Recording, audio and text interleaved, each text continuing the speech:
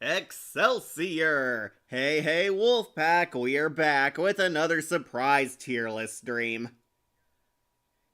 Alright, making sure everything works. Looks like you guys can hear me. Alright, hello everybody, Catastrophe's back, once again exploring that magnificent Marvel universe. This time we're checking out all the quote-unquote dark and edgy Marvel movies of the Marvel Universe, from Blade all the way to Ghost Rider, and I even added the Hulk, just in case some people were curious to see where he landed. Yeah, talking about all the dark Marvel heroes. Hey Cat, hey Light Jones, glad you could make it. Yeah, sorry, making sure everything's working. Alright, looks like it. Alright, we're talking about the dark Marvel era. These ones are all the hard R-rated superheroes. Some PG-13 movies snuck in here anyway, but talking about your Blades, your Punishers, your Daredevils, heck, even Morbius is on here. Talking about all the quote-unquote dark and gritty Marvel superheroes. And we got a very mixed tier list this time around. A lot of infamous movies on here. Some good, some very, very bad, and some are Morbin time. Gonna be ranking them all on this here tier list from top best to bottom worst. Man of Steel, Steel's still the GOAT. No, it's not. Unless you mean it's GOAT crap, then yeah. Gonna be talking about all of them on this here tier list. Let me go over the rules if this is your first tier list ever. I'll be talking about, debating, ranking, praising, and maybe even bashing each and every one of these Marvel movies from the dark Marvel era, over who's the best to who's the worst. And we do have different tier slots once again, going for some fun categories again this time, because some of these movies I do really like, and some are very infamous. Up top in S tier, we have Excelsior. These ones are great ones, the golden eggs, the best of the best. Really underrated gems from this era. They were magnificent for this character, really iconic, or just plain dumb fun. Really love them. They are S tier. They are Excelsior. Underneath that, we have A Shot. This one is A tier. These ones are good, not perfect. Definitely liked a lot about them, had some good moments. I would definitely say they're worth a watch. Definitely still a gold standard movie, but might have a criticism or two that might have held it back from perfection. But they still made an A Shot. We know the best, Blade. Yep, some motherfucker's always trying to ice skate uphill. Oh wait, wrong video. It's not like the Man of Steel deserves this list anyway. Yeah, we did Superman movies a while back.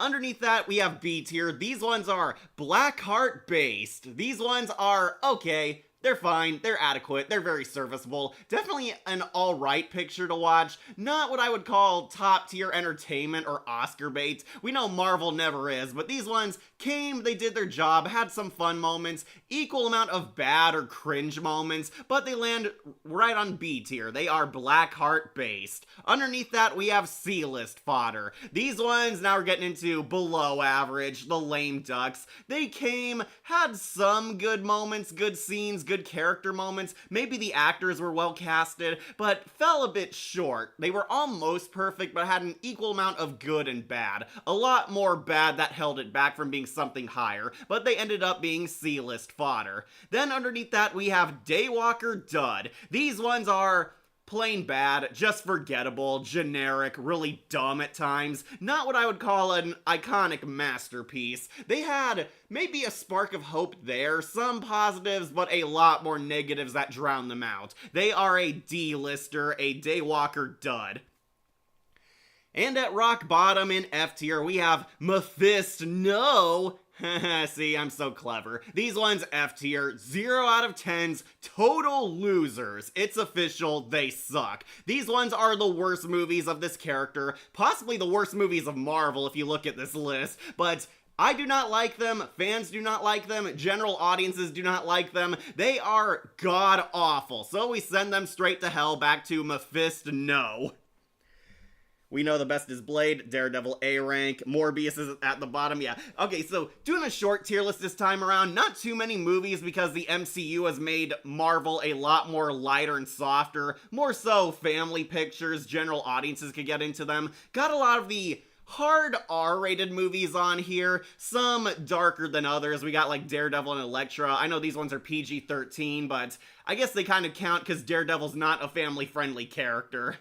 I mean, unless you want to see him ruined on She-Hulk, but that's a whole nother can of worms. Got a lot of good movies, got a lot of mixed movies, and we got some huge stinkers on here too. Gonna have fun praising them, bashing them, or finding where they land on my opinion, or where you guys would rank them. You're gonna be ranking them all, so this is gonna be a fun one.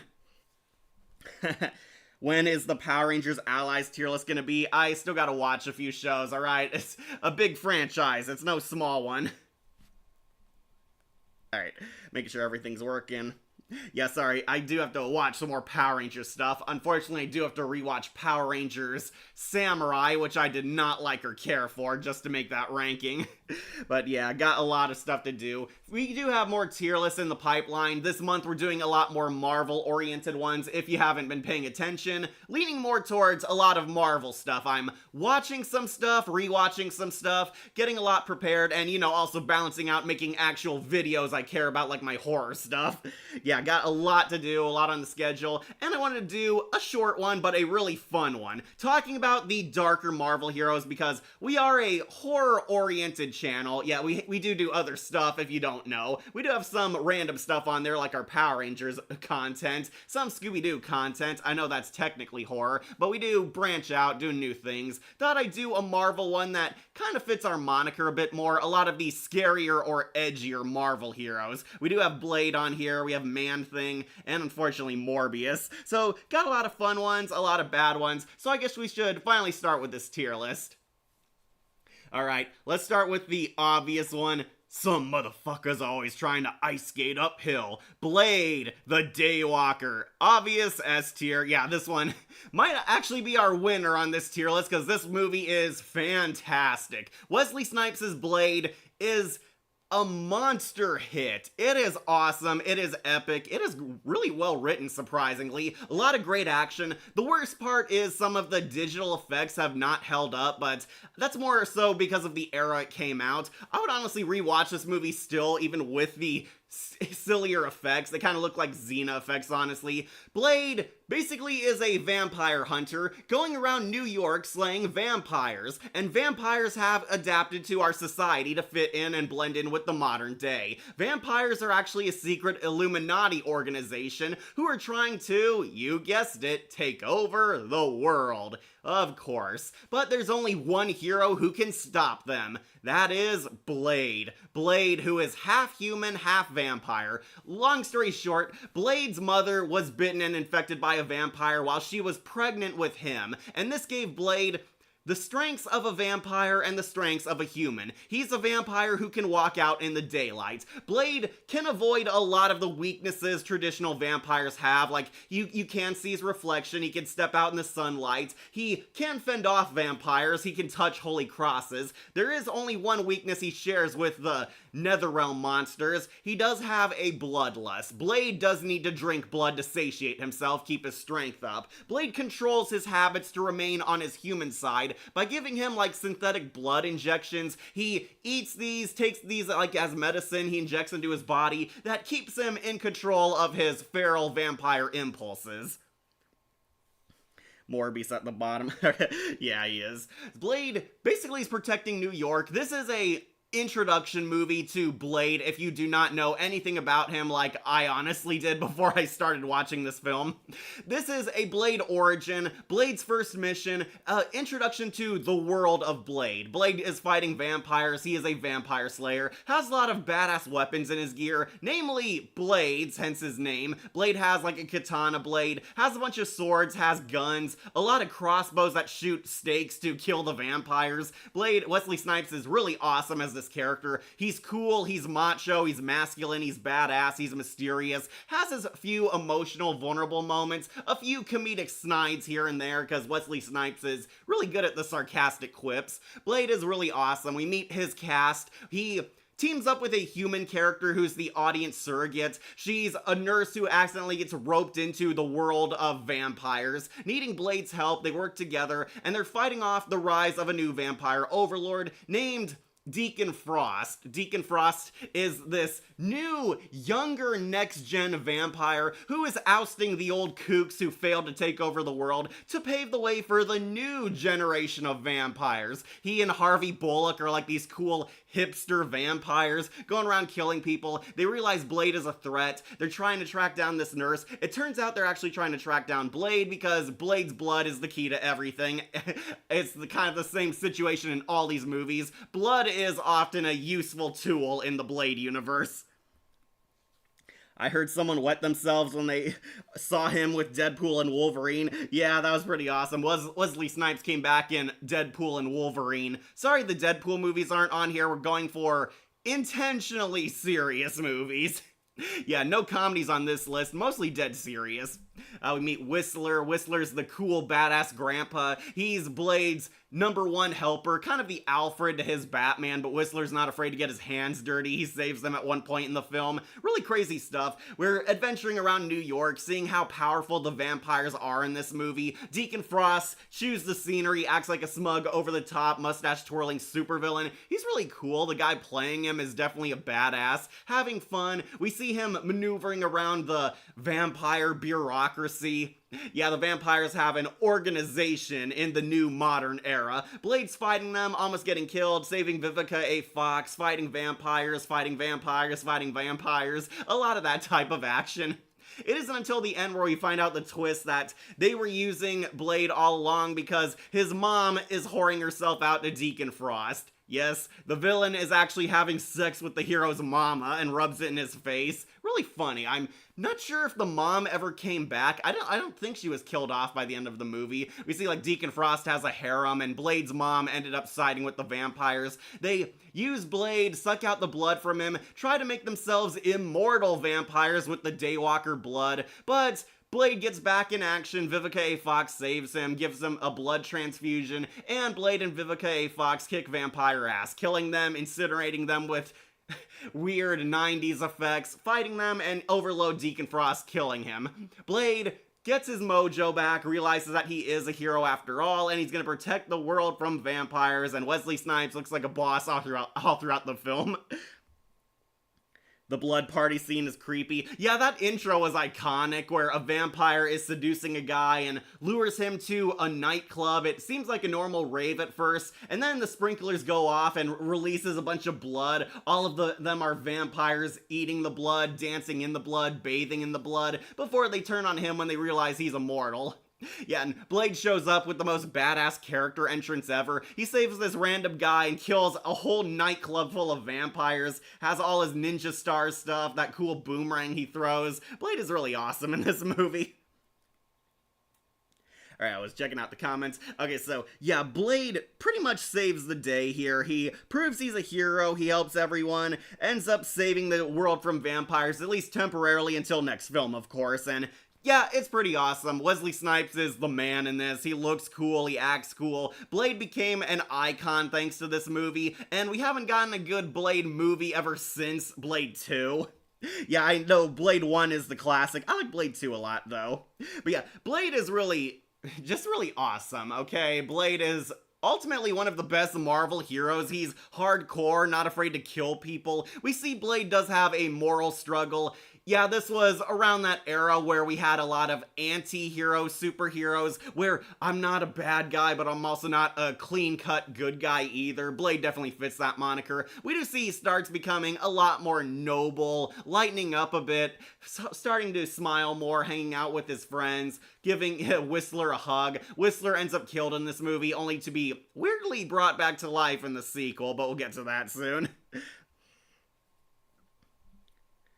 Alright, checking the comments. Man. So anyway, how many of these we got, by the way? My god, so edgy, man. Hey, Shadow, you made it. We're wrapping up Wesley Snipes' Blade, and yep, this one might be #1 already. We have a few down here, got at least 12 more movies. Yeah, I went with Lucky 13 for this tier list. Got all the hardcore Marvel characters. I will also warn you, Punisher One Last Kill is not on this tier list because it is not a movie. It is basically a bonus episode of the Punisher TV show. So we're not counting it.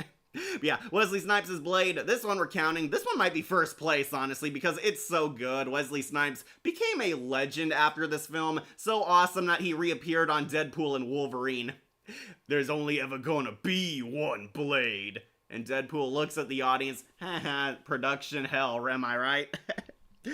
Which one do you like better, the sequel or the first movie? Well, we could talk about that when we move on to Blade 2. And Blade 2 is also S tier. Yep, I really like this one too. And to answer your question, yeah, the first movie definitely reigns supreme.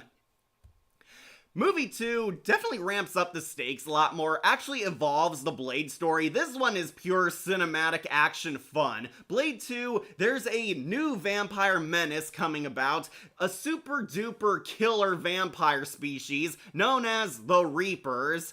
Yes, insult your Mass Effect memes right here. The Reapers are basically Nosferatu vampires mixed with the Las Plagas from Resident Evil. The Reapers are on the loose and are out of control. The Reapers are the next step in vampire evolution, however their leader has completely betrayed the vampire race and wants the Reapers to kill them too. The Reapers are basically killing everything that moves. They are only looking out for themselves, and even their vampire brethren and sisters are in danger of being killed by them. The vampires and Blade are forced to team up in order to crush the Reaper menace, and we get Blade working with his archenemies. It is villains and heroes team up against the greater evil type of movie, and yeah, once again, they knock it out of the park. This movie is so fun, so insane. The Reapers are really creepy. Guillermo del Toro actually directed this movie very early in his career, and he actually made a really underrated sequel. Yeah, Blade 1 and 2 are definitely deserve to be high up. Not so much Blade 3, since that one has its faults. Yeah, we'll get to Trinity. Alright, how many of these we got? Well, now we crossed off 2, so that leaves 11 left in a short tier list. Which one do you like better? Okay, I do like Blade 1 a bit more because it's a lot more competent and the villain is a lot more fun. He's in the spotlight. Here, there's kind of a twist with the villains. It's not bad, but the villain remains in the shadows for most of it. Blade teams up with basically the Blood Pack. The Blood Pack are this special kill squad of vampires who are made to hunt down and kill Blade. And there's a lot of great actors here. We got Wesley Snipes coming back. Whistler is alive with very little explanation whatsoever. A lot of people liked him, so they retconned his death. He came back via a vampire tube or something. It's not explained very well in the movie itself, but yeah, Whistler comes back for one last job. Norman Reedus was in this back when he was still an amateur actor. Yeah, it's kind of funny seeing Daryl from The Walking Dead is in this. He's Blade's tech guy. And we meet the Blood Pack, led by Ron Perlman. Ron Perlman, really awesome. He's the anti-Blade, evil skinhead vampire. Tell me, do you blush? Yeah, he and Ron Perlman have a rivalry going on. Ron Perlman is thinking about backstabbing Blade multiple times, only for Blade to outshine him and completely emasculate him every time. Wesley Snipes still looking awesome in this movie. Blade is a lot more mysterious, very competent in this movie, and he gets, of course, a lot of time to shine. You do not realize who you are fucking with. And he like blows up the light bombs that vaporize a lot of the Nosferatus. Right, so this movie, really intense. I would definitely say it feels like a zombie survival horror type of movie. Blade and the vampires are fighting more so feral vampires. The Reapers are bloodthirsty savages, very primal except for their leader. It turns out the Reapers have a leader, and this guy is, no joke, the son of the vampire lord. There's another Nosferatu looking guy in this, and he's the vampire emperor. He's the one who hires Blade and has the team up in the first place. Blade has a low-key romance with the daughter, the vampire lord's daughter, is like the sexy princess ninja warrior vampire. She's really cool. They work together, fall in love, and we find out, oh, the first prototype of the Reapers is actually the Emperor's son. He was created to become the ultimate super weapon to serve the vampire cause. This was all the vampires' fault. I know, shocker, the vampires were evil. They created the Reapers to be their super soldiers and helped them evolve to be stronger than Blade. Unfortunately, this backfired on them, and now the test subjects have turned against their masters. Being led by the son of the Emperor guy, believe it or not, this guy would also kind of play a similar character in Hellboy 2, where he was the rejected prince of the family who decided to kill and seize the throne. Yeah, basically, he turns against them. The vampires are basically at a civil war with each other and lied to Blade because they needed his help. Of course, Ron Perlman betrays Blade, and they want to use his blood to once again fulfill the adaptation gene that Deacon Frost wanted to do. Blade ends up outsmarting them. He blows up Daryl. Daryl turns traitor. Whistler works with them. They fight. The princess turns good, falls in love with Blade. Help him. They have a big epic fight. The Emperor ends up killed by his own son. The Reaper leader gets his revenge. However, he decides that he wants to take over the world, of course. Yeah, the Emperor was evil, but he had a point. He points out to Blade that, oh, we have to work together because once they're done killing us, who do you think they're gonna turn to next? They're gonna start killing all of humankind. Everyone is basically a victim, and once the Emperor and his vampire legion fall apart, he turns out to be 100% right. Evil vampire Reaper Prince decides to take over the kingdom, has a big epic death battle with Blade. Some of the effects here are a bit dodgier next to the first movie. The first movie had that early 90s CGI. The second movie improved in a lot of areas, but also looks faker in a few areas. Every time like Blade gets into like a parkour fight with somebody, the characters move really weirdly. Yeah, Blade fights Guy, kills the prince, the princess ends up dying, and she begs Blade that she wants to see the sunlight before she dies. The vampire kingdom falls apart, leading to a power vacuum happening in the next movie.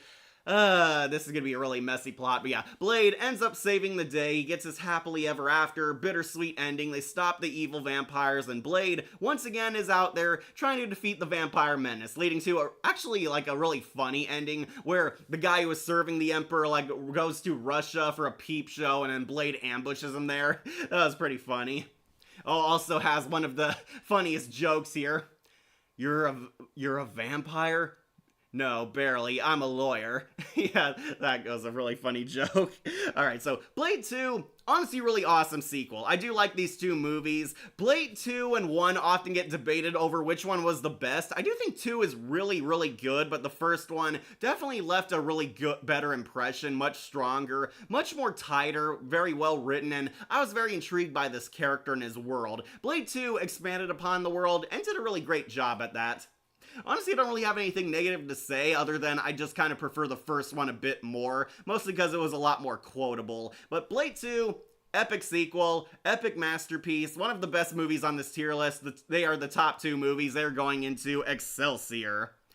Unfortunately, the luck would not last come Blade Trinity, and this one is our first Mephisto.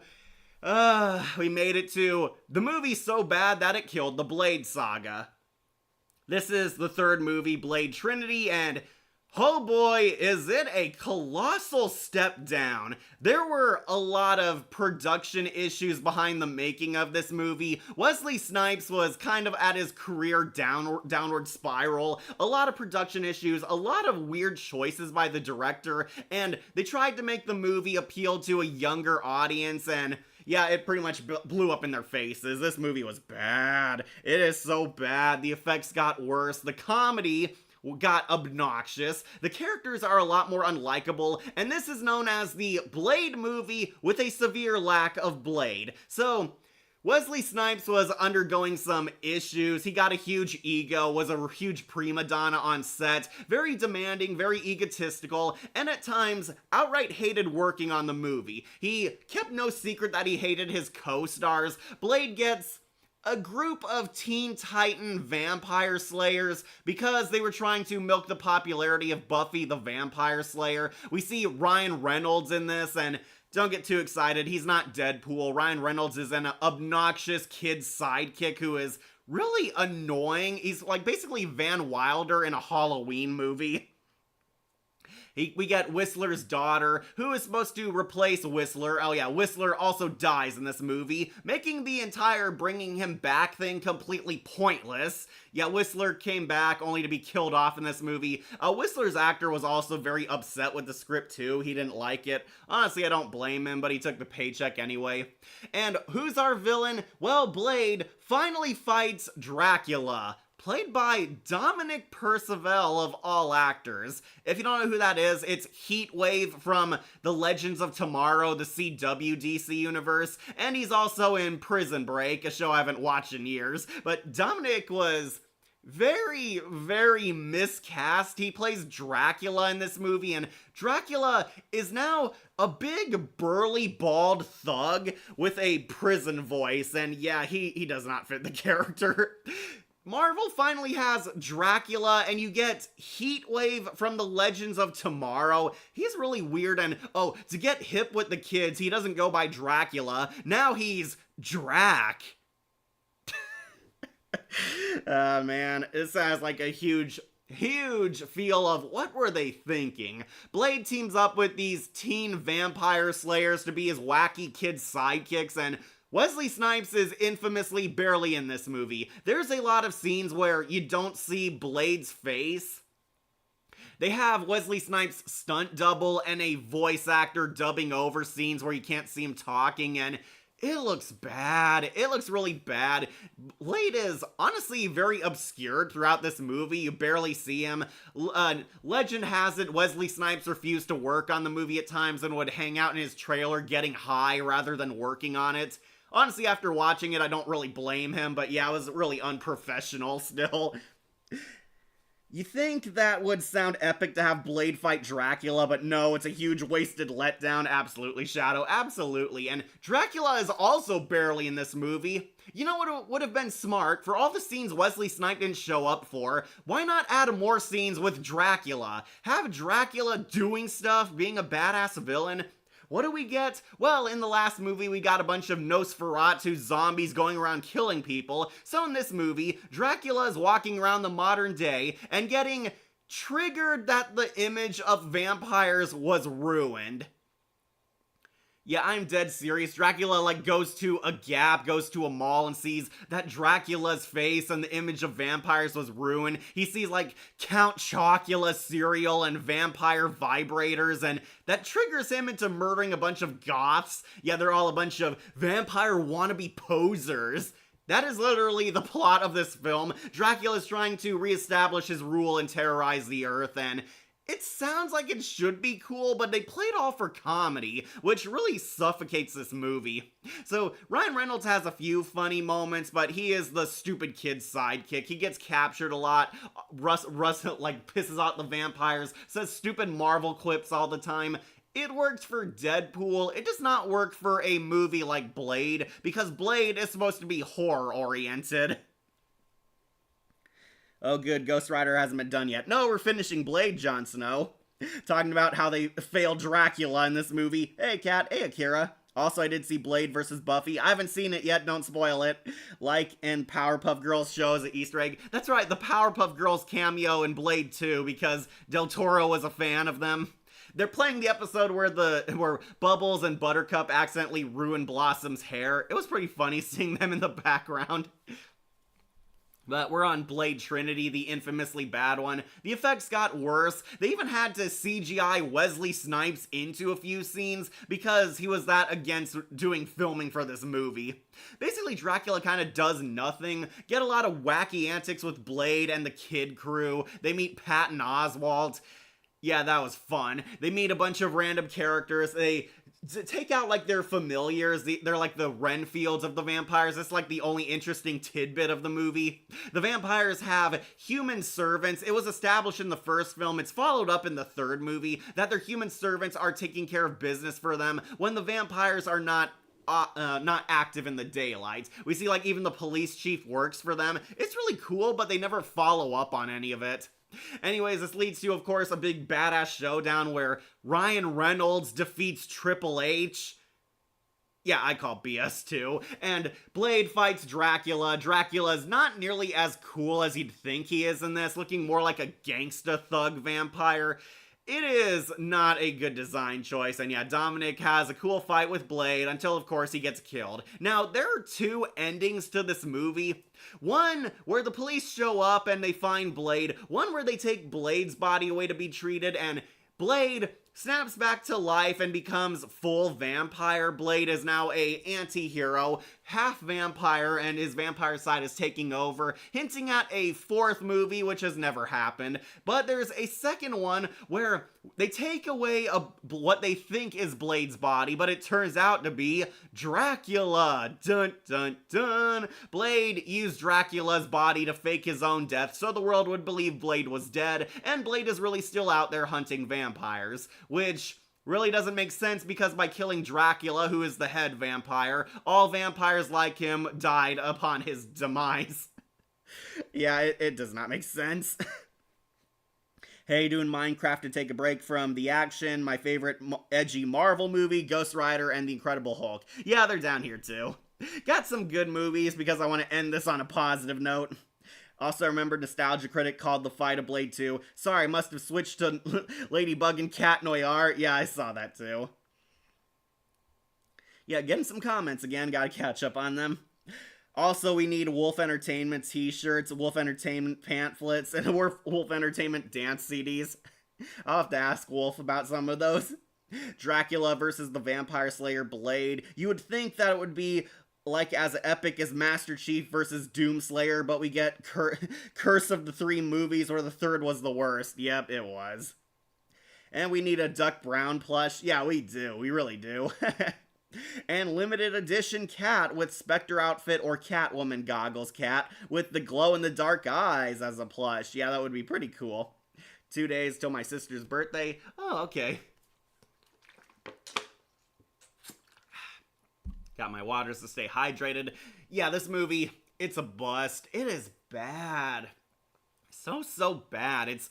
It embraces a lot of the comedy, which really killed the mood. The new characters are more annoying or forgettable. A lot of cringe action effects. Dracula is completely wasted in this movie. Wesley Snipes is barely in this movie. A lot of scenes will make you laugh, but because of how bad it is rather than how funny it is. Really bad effects, like the vampire dogs. Ryan Reynolds is not nearly as funny in this as he was in other stuff, namely Deadpool or Van Wilder. A lot of the direction is really questionable. They wasted a lot of golden opportunities. Some of the production, like the practical effects, do look good, but they were not enough to save this film. And the ending is really weird, no matter which one you see, the extended cut or the theatrical version. This movie was a mess. It is terrible. It is going on Mephisto. Like, Wolf is missing it. Yeah, I keep asking Wolf if he wants to do these tier lists. Wolf is not interested. Wolf's not as hugely into Marvel. But yeah, Blade Trinity, easily the worst, going on rock bottom, bad. Will it be the worst of the worst? Well, we'll see, because we got some other stinkers on here. But yeah, that completes the Blade saga. 1 and 2, masterpieces, up in Excelsior. And 3, what the hell happened? Dropped into F tier, Mephisto, no. Alright. What should we do next? We got Daredevil, Elektra, The Punisher, Ghost Rider. I know you all love Nicolas Cage. Got Man-Thing on here. Nobody's talked about that. Got Morbius and the 2 Hulk movies. I might save the Hulk or Punisher for last, just to end this on a high note. Alright, I guess we'll knock off one of the more recent ones. It's Morbin time. Jared Leto's Morbius. Yeah, F tier. Alright, this one will be a breeze. It is terrible. They try to reinvent Michael Morbius as a misunderstood anti-hero, which honestly could have worked, but 1, they casted Jared Leto. 2, this is a part of the Sony Spider-Man universe, which has not had a success since Venom 2.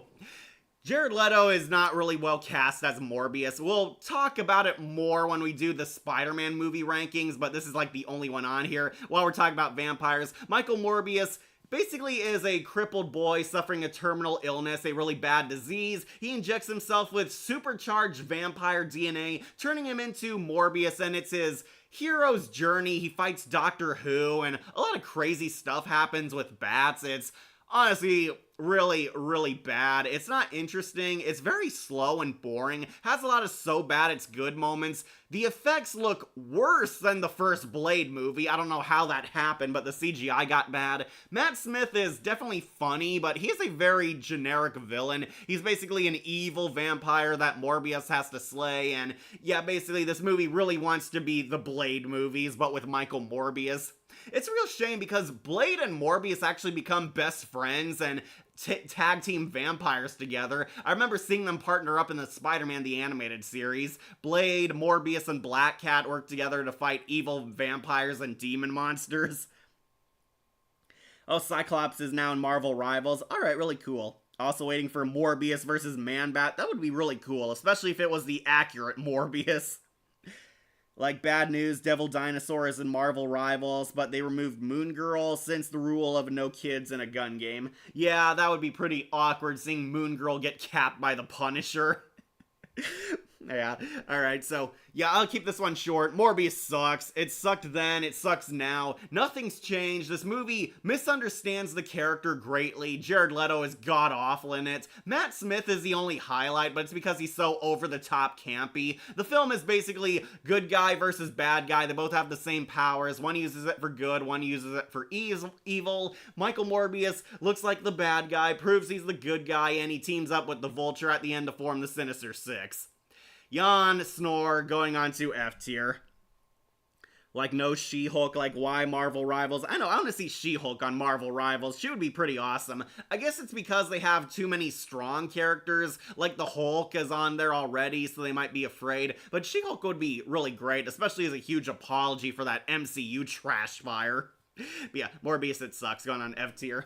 Alright, let's talk about something slightly better. Let's talk about Man-Thing. Do you guys remember this movie, Man-Thing? The first Marvel slasher killer, and honestly, I watched it for the first time. It's not half bad, but it's also a huge mess. This one I might actually put onto C-list fodder.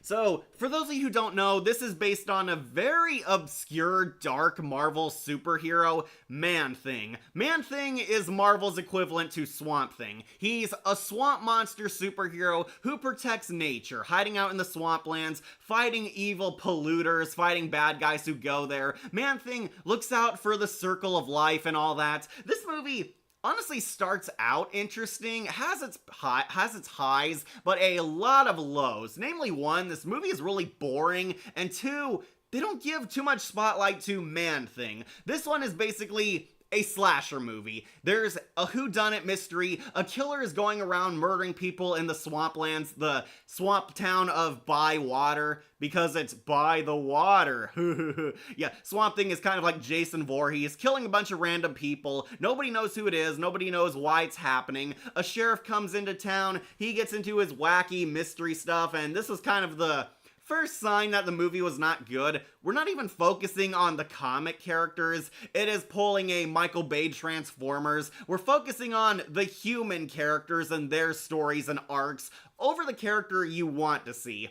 Man-Thing is there, but we don't see him for the longest time. They do the Jaws effect, building up to what the big guy looks like, building up to when he's gonna appear, when we're gonna see him fully, and it doesn't happen until like the 45-minute mark of this movie, and we don't see him in full until the climax of the movie. Man-Thing show in Wolf by Midnight. Yeah, I remember hearing that. We got to see him on the TV special. I also hope Christina V plays She-Hulk. I don't think she's good enough for She-Hulk. I would rather they get Cree Summer back or Eliza Dushku. I know Eliza's retired now, but somebody along those lines. Like, get people want to play a Mother F Tracks. Swamp Thing versus Man-Thing needs to happen. Yeah, it does. That would be a perfect death battle. Conan Stevens as Ted Salas, Man-Thing. Yeah, he's in this. I remember he also plays, what was it? The Mountain from Game of Thrones. Yeah, this was actually one of his first roles. He's dressed as Man-Thing. Basically, it's a murder mystery. Man-Thing shows up, kills random people in really gruesome ways. This is why I kind of give it points. Man-Thing, like, murders them horribly by impaling them with tree branches, infecting them with chemicals of the swamp, using his poison ivy vines to strangle and rip people apart. It's actually really cool. It's honestly kind of a fine murder mystery until we get near the end.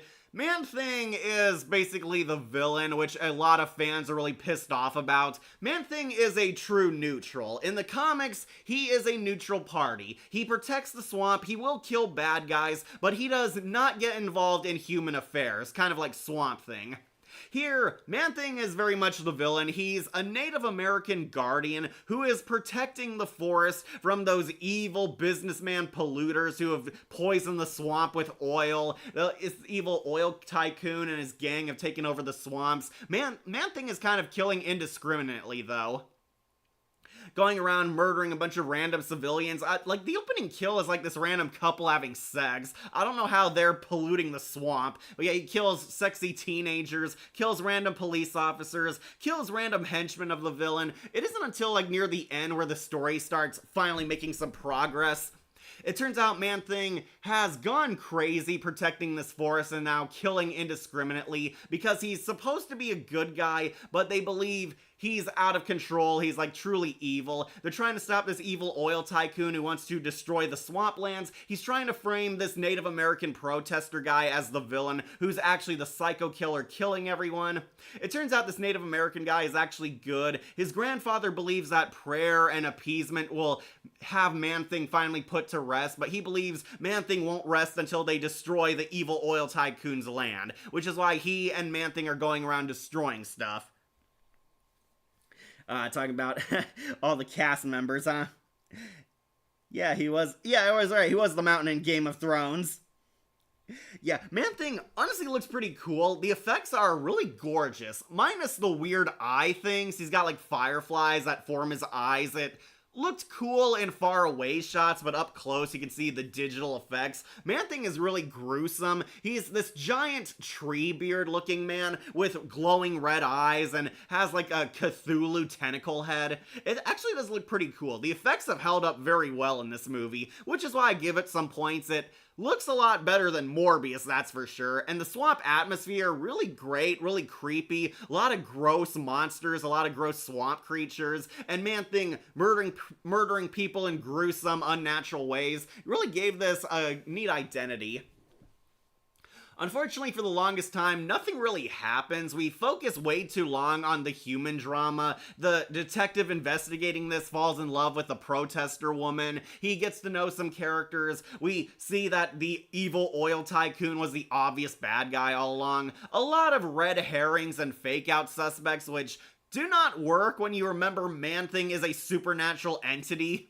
Yeah, they try to trick you into thinking somebody in Bywater is the Man-Thing, but spoiler alert, they're not. Man-Thing is actually a real supernatural monster, which makes the mystery feel like a huge time waster. It isn't until the end where we get a climax, and honestly it's really rushed. The oil tycoon gets his comeuppance. He tries to frame the protester for everything, only for Man-Thing to jump them, and I do like this death scene. Man-Thing eats the oil and pumps it into this guy, and there's oil like flooding inside his body, breaking out of like his orifices. He like drowns from like the oil overwhelming inside his body. It is so gross and really kick-ass, but that's when I pointed and said, oh yeah, that is definitely awesome. That is an awesome thing Man-Thing would do.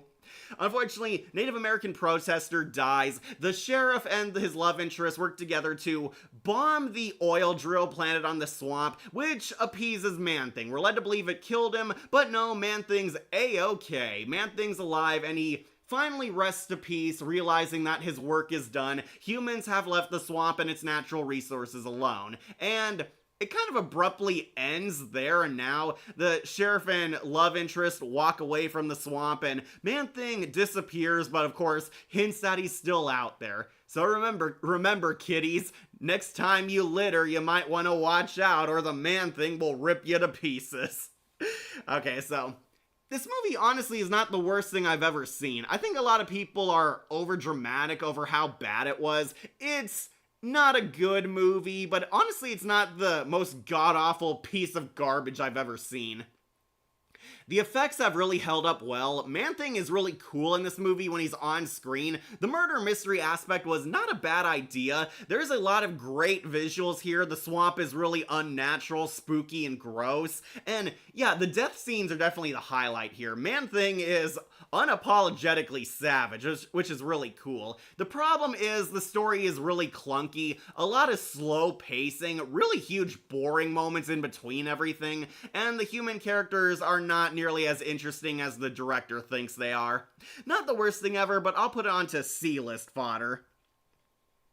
You want Man-Thing and Marvel Rivals? Like, feels like a Tales from the Dark Side episode? Yeah, kinda does.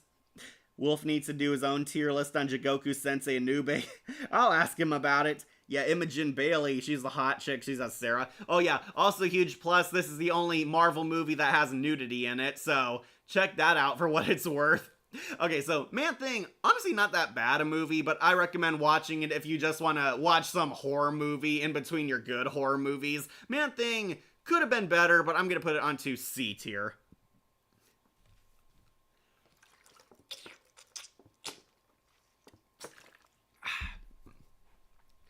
Alright, next let's talk about a terrible one. Ben Affleck's Daredevil, which is going on to Mephisto. Yeah, I'll put it above Blade Trinity at least. This is Ben Affleck's Daredevil, and it is not at all a good movie. I might raise it up one. There is one thing I like in here, and that's Michael Clarke Duncan as the Kingpin. Yeah, I could raise it up to D for that. But it's still a pretty poor movie. This is the origin story and first hero mission of Daredevil, played by Batman himself, Ben Affleck, and yeah, he was pretty bad in it. This movie is garbage. Nostalgia Critic's review was on point, so I am well aware that there are two versions of this movie. There's the theatrical cut and the director's cut. People like to bring it up because some people actually love the director's cut of this movie. A lot of people tell me it's good, it actually redeems a lot of the bad moments in the film, actually feels like a good Daredevil story. Some of my friends actually do like and defend the director's cut. I have not really seen it. I've only seen the theatrical version or whatever was available at stores at the time, and yeah, it is bad. It's like so bad it's good. That's the only highlight. It's terrible, but a really funny terrible. We see Daredevil and Elektra's origin as they'd fight crime in New York City. Matt Murdock was once a normal kid until his life went to crap because of the terrible status of New York. I know, shocker. Matt Murdock used to idolize his dad. He found out his dad was a professional boxer, was actually working a side gig being a hitman for the Kingpin. He's like roughing up people, taking money. His dad is nothing but a thug. Matt runs away only to run into a chemical plant that accidentally blinds him. He's like gone through a chemical plant, and through a freak accident, one of the canisters breaks open when a guy crashes into it, and of course the chemicals spill onto his eyes, blinding him. Matt Murdock loses his vision, but losing his eyesight heightened all his other senses. He now has hyper hearing, hyper touch, hyper sixth sense. Basically, all his other senses improved to the point where he's practically not a helpless blind guy. Like, he beats up, like, these idiot bullies. He could sense when his father is losing a match. He senses a hot chick's face and can smell her perfume. It's really weird. I don't think they do that great a job showing off how cool Daredevil's senses are. Some of the effects do look pretty nifty, but it's pretty silly the way the movie films them and has the dialogue talk about them. Yes, the Daredevil movie. It was pretty bad. Though the soundtrack is S tier, along with Michael Clarke Duncan's Kingpin. Yeah, so the highlight in this is Michael Clarke Duncan is a badass Kingpin. The villains are the Kingpin and Bullseye. Some people like Bullseye. I did not because he's really silly. Colin Farrell plays Bullseye and he's so over-the-top hammy in this. Bullseye. I always hit my shot like hitting the bronze side of a blind man. Yeah, he's like really, really weird in this. Bullseye is kind of this fidgety psycho killer hitman. He likes to kill people. Bullseye is the opposite of Daredevil. He has perfect vision and always hits his shot. making him kind of a foil to Daredevil, but Colin Farrell is like way too silly in this. He kills like an old lady. This old lady is on a plane next to him, annoying him with her boring stories, and he flicks like a peanut across the plane, bounces off a chair, and goes into her mouth mid-sentence, choking her to death. It's so stupid, but it's so kind of funny bad. Yeah, this movie definitely so bad it's good. Unfortunately, I do not forgive it for disrespecting my girl Elektra. I love Elektra, and Jennifer Garner was horribly miscast, horribly written, and her acting is also pretty terrible in this. The writing also does not help. Elektra is one of the most badass femme fatales of Marvel. Here, she's a complete joke. She is kind of this tsundere towards Matt Murdock, rejecting his advances, then fighting and flirting with him in a playground. This movie's really weird. Yeah, this has the infamous scene where Elektra and Daredevil are fighting each other in a playground trying to reject him. Matt Murdock comes across as more so creepy and weird than he does charming. Yeah, Charlie Cox is definitely the more definitive Daredevil, I will say. Also, Deadshot versus Bullseye needs to happen in Death Battle. Yeah, that one definitely does. Colin Farrell is Bullseye. Yeah, Deadshot would honestly cream Bullseye, especially this version. Yeah, this version of Bullseye really sucks. So I wonder why Nightwing versus Daredevil is meh, Marvel versus DC. Well, I actually did like the live action segments, but I think people were expecting a more vicious, bloody animated battle. Jennifer and Martha Speaks, Ellie Reed and the Atom Project. Yeah, I did not like Jennifer Garner's Elektra. I thought she was really bad in this. Well, one, I don't think Jennifer Garner is that hot. Elektra is like a total bombshell. She's supposed to be like a Catwoman looking femme fatale. She's beautiful, she's deadly, she's vicious. She's supposed to start out as a villainess only to get redeemed by Daredevil's love for her. Yeah, it's cheesy, but it's a comic book story. Daredevil and Elektra fall in love, and he redeems her through love and showing her the side of good, showing her peace, showing that she could be more than just her dad's weapon. Elektra Nachios is her name. Her dad is a mafioso working with the Kingpin until Kingpin betrays him. Kingpin has Elektra's dad killed, and through unfortunate circumstances, Elektra somehow mistakes Daredevil as her father's killer. It is really contrived and not done as well as it was in the comics. But yeah, Elektra becomes another enemy of Daredevil, and she trains fighting sandbags. Yeah, I still love that nostalgia critic gag. I don't understand. I was able to kill sandbags with the devil's face drawn on them. Elektra becomes an action girl dedicated to using her skills to vanquish the evil devil superhero. And Elektra really sucks in this movie. She is so weak, so whiny, and Jennifer Garner's acting is so bad. I didn't want to see her return until we saw her in Deadpool and Wolverine. She was like the one cameo I did not care about. I did not kill your father. Liar!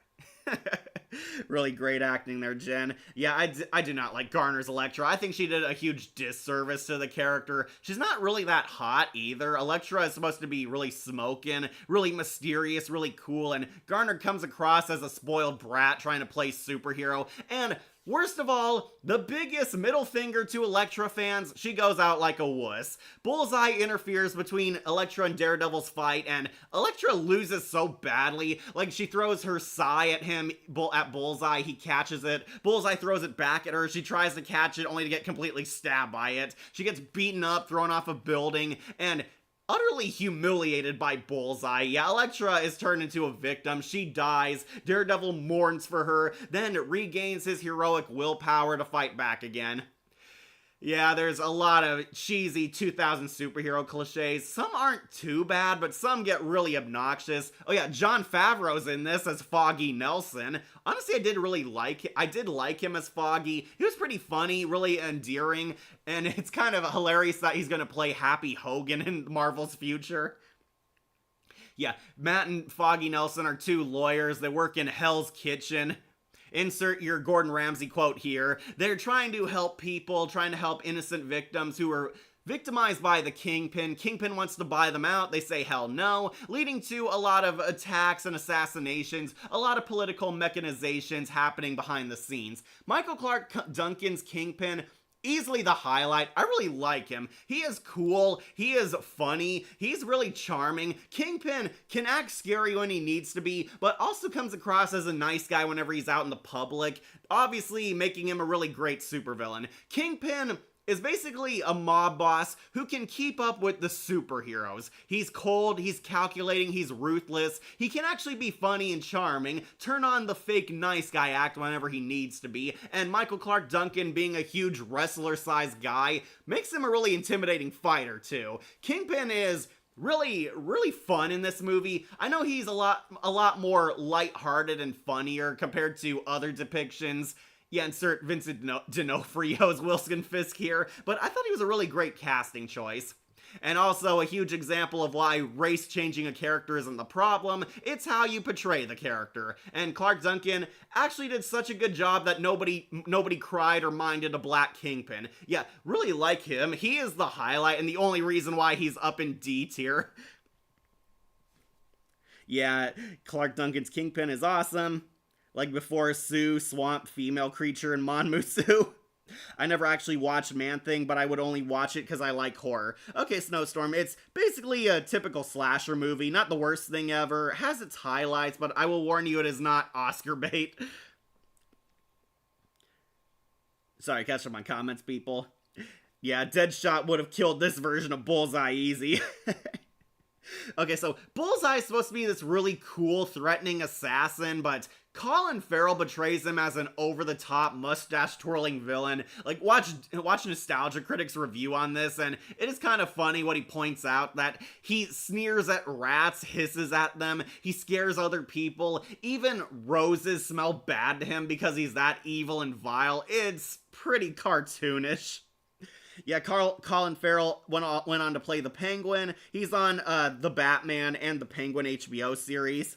And Percival Graves / Grindelwald in the first Fantastic Beasts. Okay, so Colin Farrell is a good actor, but here he is going more over-the-top cartoon supervillain rather than a scary psycho assassin, man.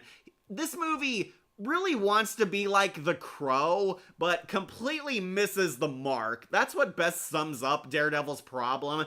It wants to be like The Crow. It wants to be dark, edgy, have some fun, lighthearted, over-the-top supervillains, have some fun, campy moments, have a lot of gorgeous visual cinematic flair, but it misunderstands why that worked in The Crow. It looks more goofy here, looks more like edgelord stuff. This one definitely wants to feel like this hardcore edgelord masterpiece, but it completely fails at the emotion. Elektra and Marvel Rivals need to be played by Christina V or Grey DeLisle. Yeah, those are ideal choices. Christina V would be pretty cool as Elektra. Still better than training with water bottles like Troy did in Megaforce. Yeah, much better. The Game Boy Advance Daredevil game was released on February 14th, 2003. But Ben Affleck Daredevil is canon to the new animated Spider-Man series. Oh, yeah, he was, because Michael Clarke Duncan's Kingpin is in that show. Would have been nice to see Spidey and Daredevil team up in that series, but probably was a scrapped idea for season 2. We need Daredevil, Kingpin, and Bullseye tier list. I might do the Kingpin one. I'm not too familiar with Bullseye. I haven't seen him in a bunch of stuff. Also, this was before Toma and Oma Tsurugi blindness. Yeah, Kingpin tier list would be fun to do in the future. Yeah, he was great. Though my personal favorite, that would be number 1, is 90s animated version. Yeah, Spider-Man the Animated Series had the best Spider-Man villains. Kingpin was amazing in that. Okay, so Daredevil overcomes his problems, dates Elektra for like a week, cries when she's dead. Bullseye is hamming it up, acting over the top. Kingpin needs him to assassinate Daredevil once he realizes he's a threat. Wacky antics, fight scenes, they fight in a church, and Bullseye gets horribly murdered Jesus style. He like gets his hands shot off so he can't shoot things anymore. Bullseye and Daredevil fight in a church. He ends up killing him. There's this subplot where this reporter guy is trying to expose Daredevil. It really doesn't go anywhere. He tries to uncover the mystery of who Daredevil is investigating him, finds out that Matt Murdock is Daredevil because his Nunchuck turns into his cane, which makes Matt Murdock look like a completely stupid hero, but yeah, he uses his cane to turn into his Daredevil weapon, and he lost this during a fight. Reporter guy finds it and realizes, oh, Matt Murdock and Dee are the same guy. This is kind of put on pause until after the final act. So, Kingpin decides to finally fight Daredevil one-on-one. I grew up in the Bronx, Wesley. You wouldn't understand. It's about honor.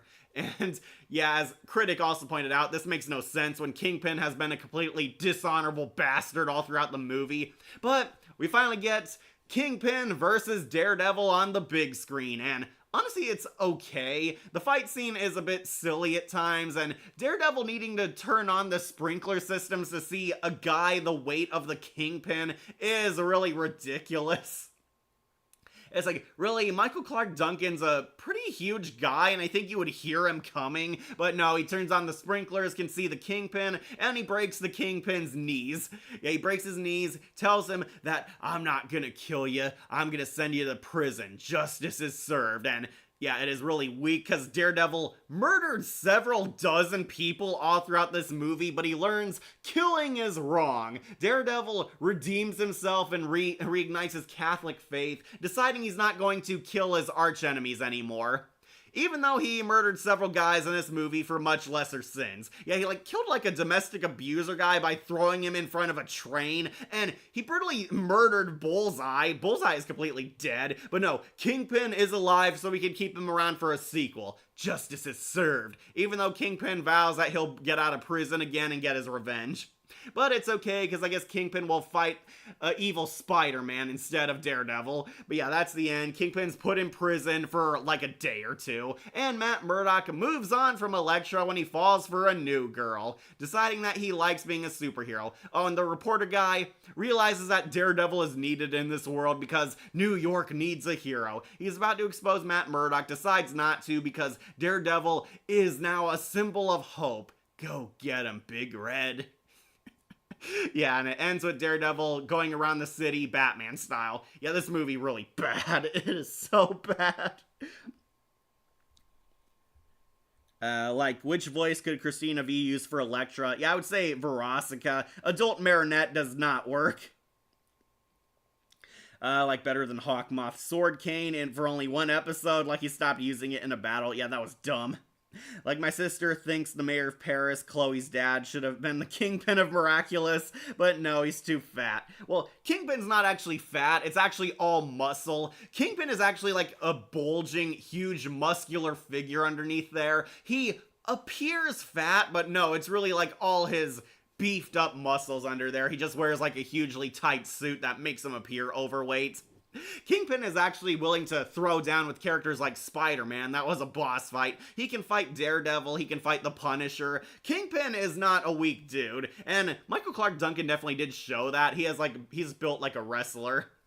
Honestly, this movie, it's not good. It definitely tried. I can see what they were going for. They wanted it to be kind of like The Crow, an anti-hero regaining his heroic side, fighting evil mobsters, over-the-top supervillains, having some religious symbolism, but it was just so silly, so campy, misses the mark, completely character assassinates Elektra. Elektra sucks in this movie. Matt Murdock looks like a complete idiot. Kingpin was really cool. He's the only highlight of this movie. Bullseye has his badass moments, but his personality is just too silly to take seriously. It missed the mark. I guess you could say this movie was blind among the fandom.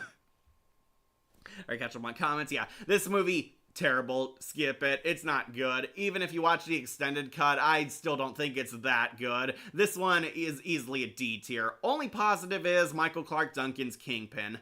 But while we're in the Daredevil verse, let's knock off the second one, Elektra. So, Elektra is alive! Somehow with very little explanation. Yeah, Jennifer Garner comes back in her spin-off, Elektra. This was supposed to be a girl power superhero movie, and it also sucks. Going on to Mephisto. No.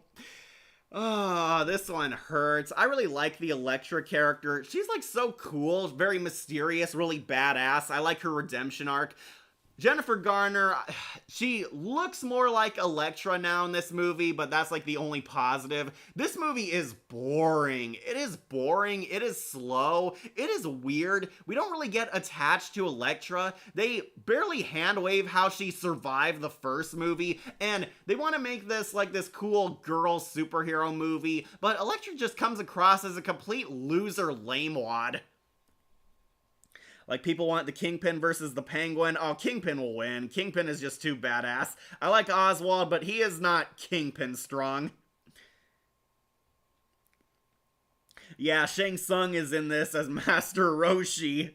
I like Shang Tsung, may he rest in peace. Also, Terrence Stamp is in this as Elektra's sensei. So, we do learn a little more about Elektra. We see that she was a little girl trained to be a martial artist. This one is a supernatural martial arts movie. Elektra is now a famous assassin like her comic counterpart. Apparently ever since the first movie, Elektra came back from the dead and became badass. Elektra is kind of like a ghost. She's a mystery. Nobody's ever lived to see her and tell the tale about it. Elektra is very mysterious, ominous, very creepy, can appear and disappear like Batman, which is kind of cool, but then we get to the actual plot. Elektra is taking care of this family, this single father and his bratty teenage daughter. However, she finds out she's supposed to assassinate the two. Elektra is hired to kill them, only to completely betray her benefactor and protect them instead. It turns out the little girl is also a ninja prodigy with skills on par with Elektra, and Elektra takes her under her wing to train as a protege,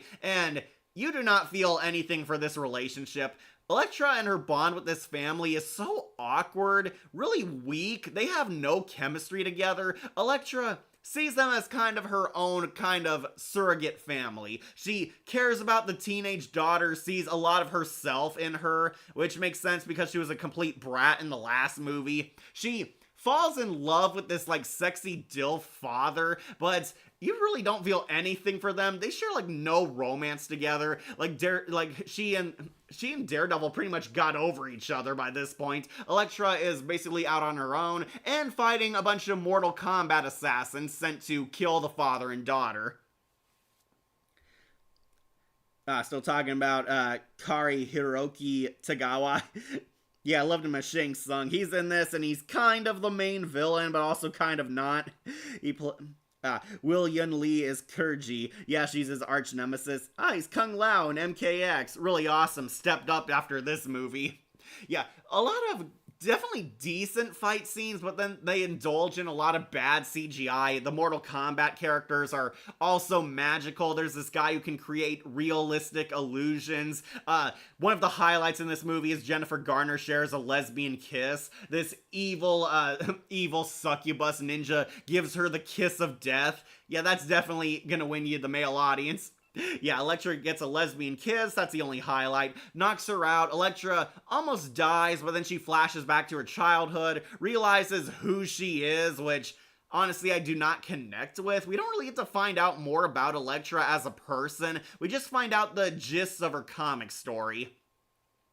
Elektra was a little girl who was taught to be the ultimate ninja warrior because her father wanted to make her into a weapon. Elektra was supposed to be a great assassin, lost her own free will, but then regained some of her humanity all throughout the movie, fights the MK assassins, finds out that the villain in this is the guy who assassinated her mom, which makes no sense because this guy looks like he's younger than Jennifer Garner, but yeah, it's a pretty ridiculous comic movie. Elektra takes out the MK assassins one by one, works together with the little girl, saves the day, and Elektra partakes in this heartfelt goodbye where she's leaving to go find herself some more. And yeah, it's boring, it is slow, it is weak. I do not like Jennifer Garner as Elektra. I feel nothing for any of these characters. It is a complete waste of time. Masato, or still listing roles, huh? Okay, so yeah, this movie, it's boring. I would have loved to see an accurate Elektra movie. This movie should have made billions, but Jennifer Garner is no superhero. The writing is really weak. The emotions are practically not there. They have some cool visuals and cool martial arts choreography, but it's not very visually stunning to look at, and you don't really get to connect with Elektra all throughout this 2-hour movie. It's a bad one. Going on, Mephisto, no. Alright, let's talk about some good movies. Got 6 left. I think we should talk about Ghost Rider. Yeah, let's finally do it. Let's talk about the Cage Man. Ghost Rider. I am the spirit of vengeance. Ghost Rider honestly might go on to A tier.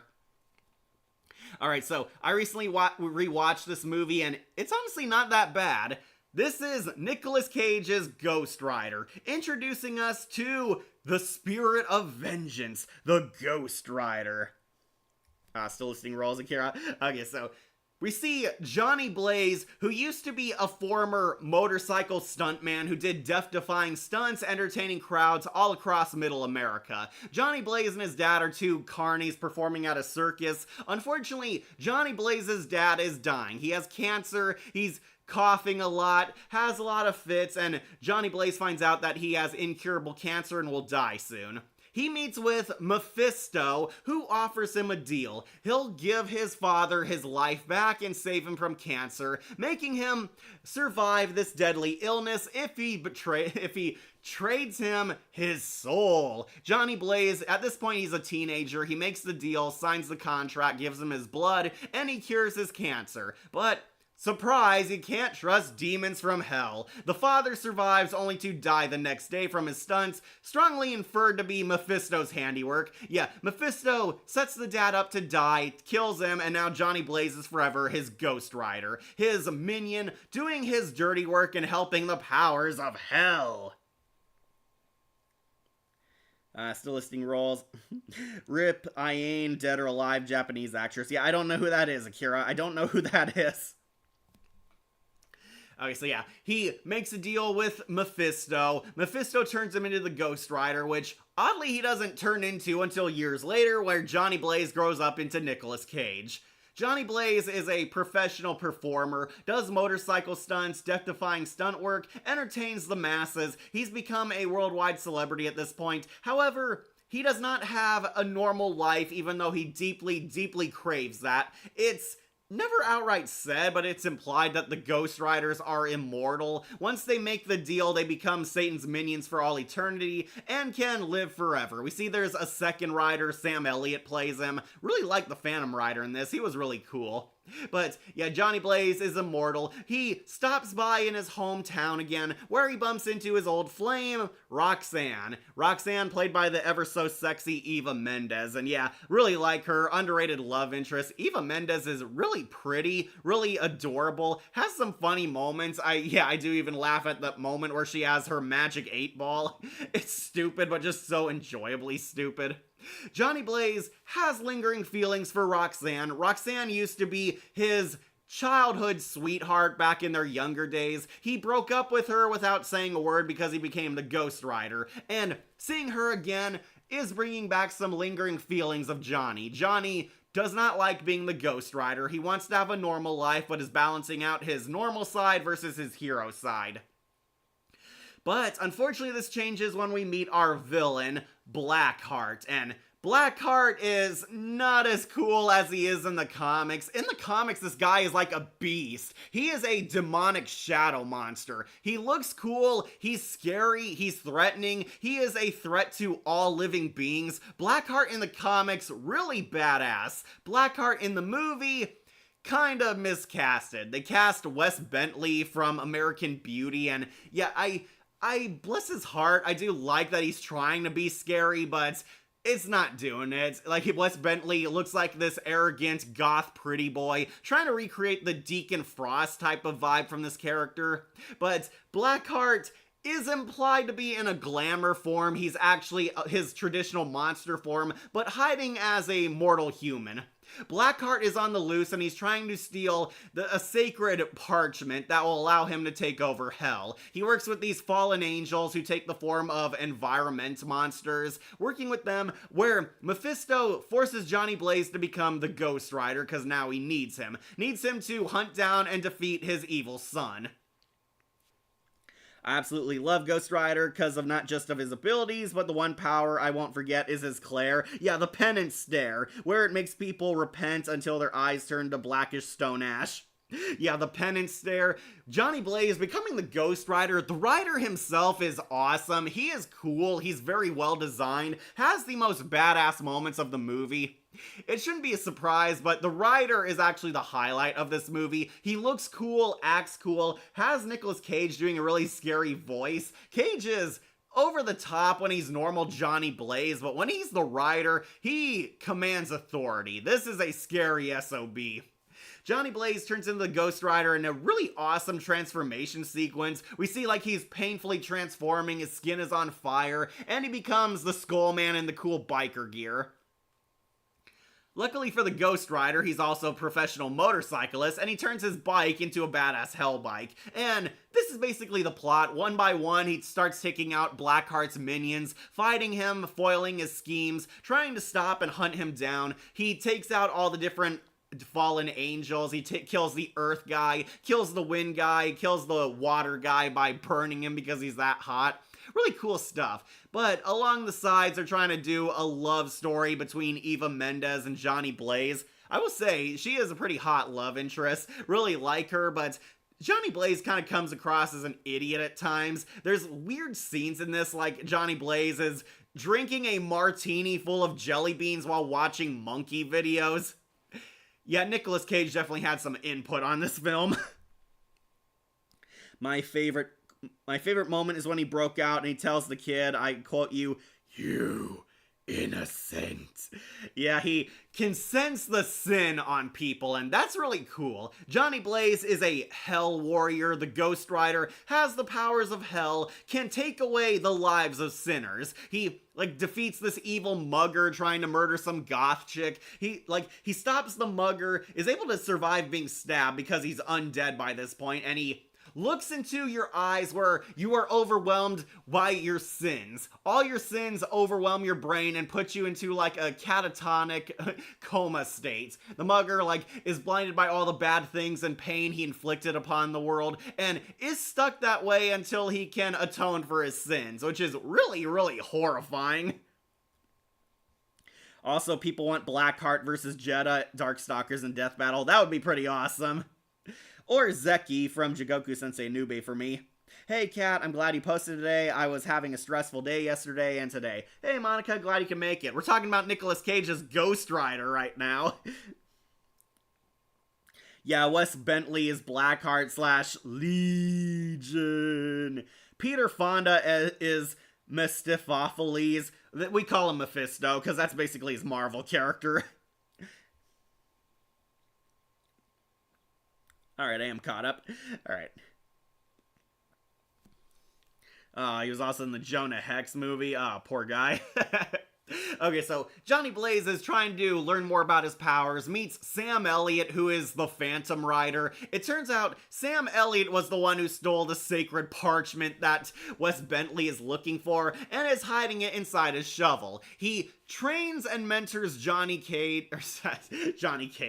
Blaze. He trains him in the ways of the Ghost Rider, tells him important wisdom, important advice, helps him master his powers, helps Johnny kind of accept himself that he's now has to be this evil warrior, but he doesn't have to be evil.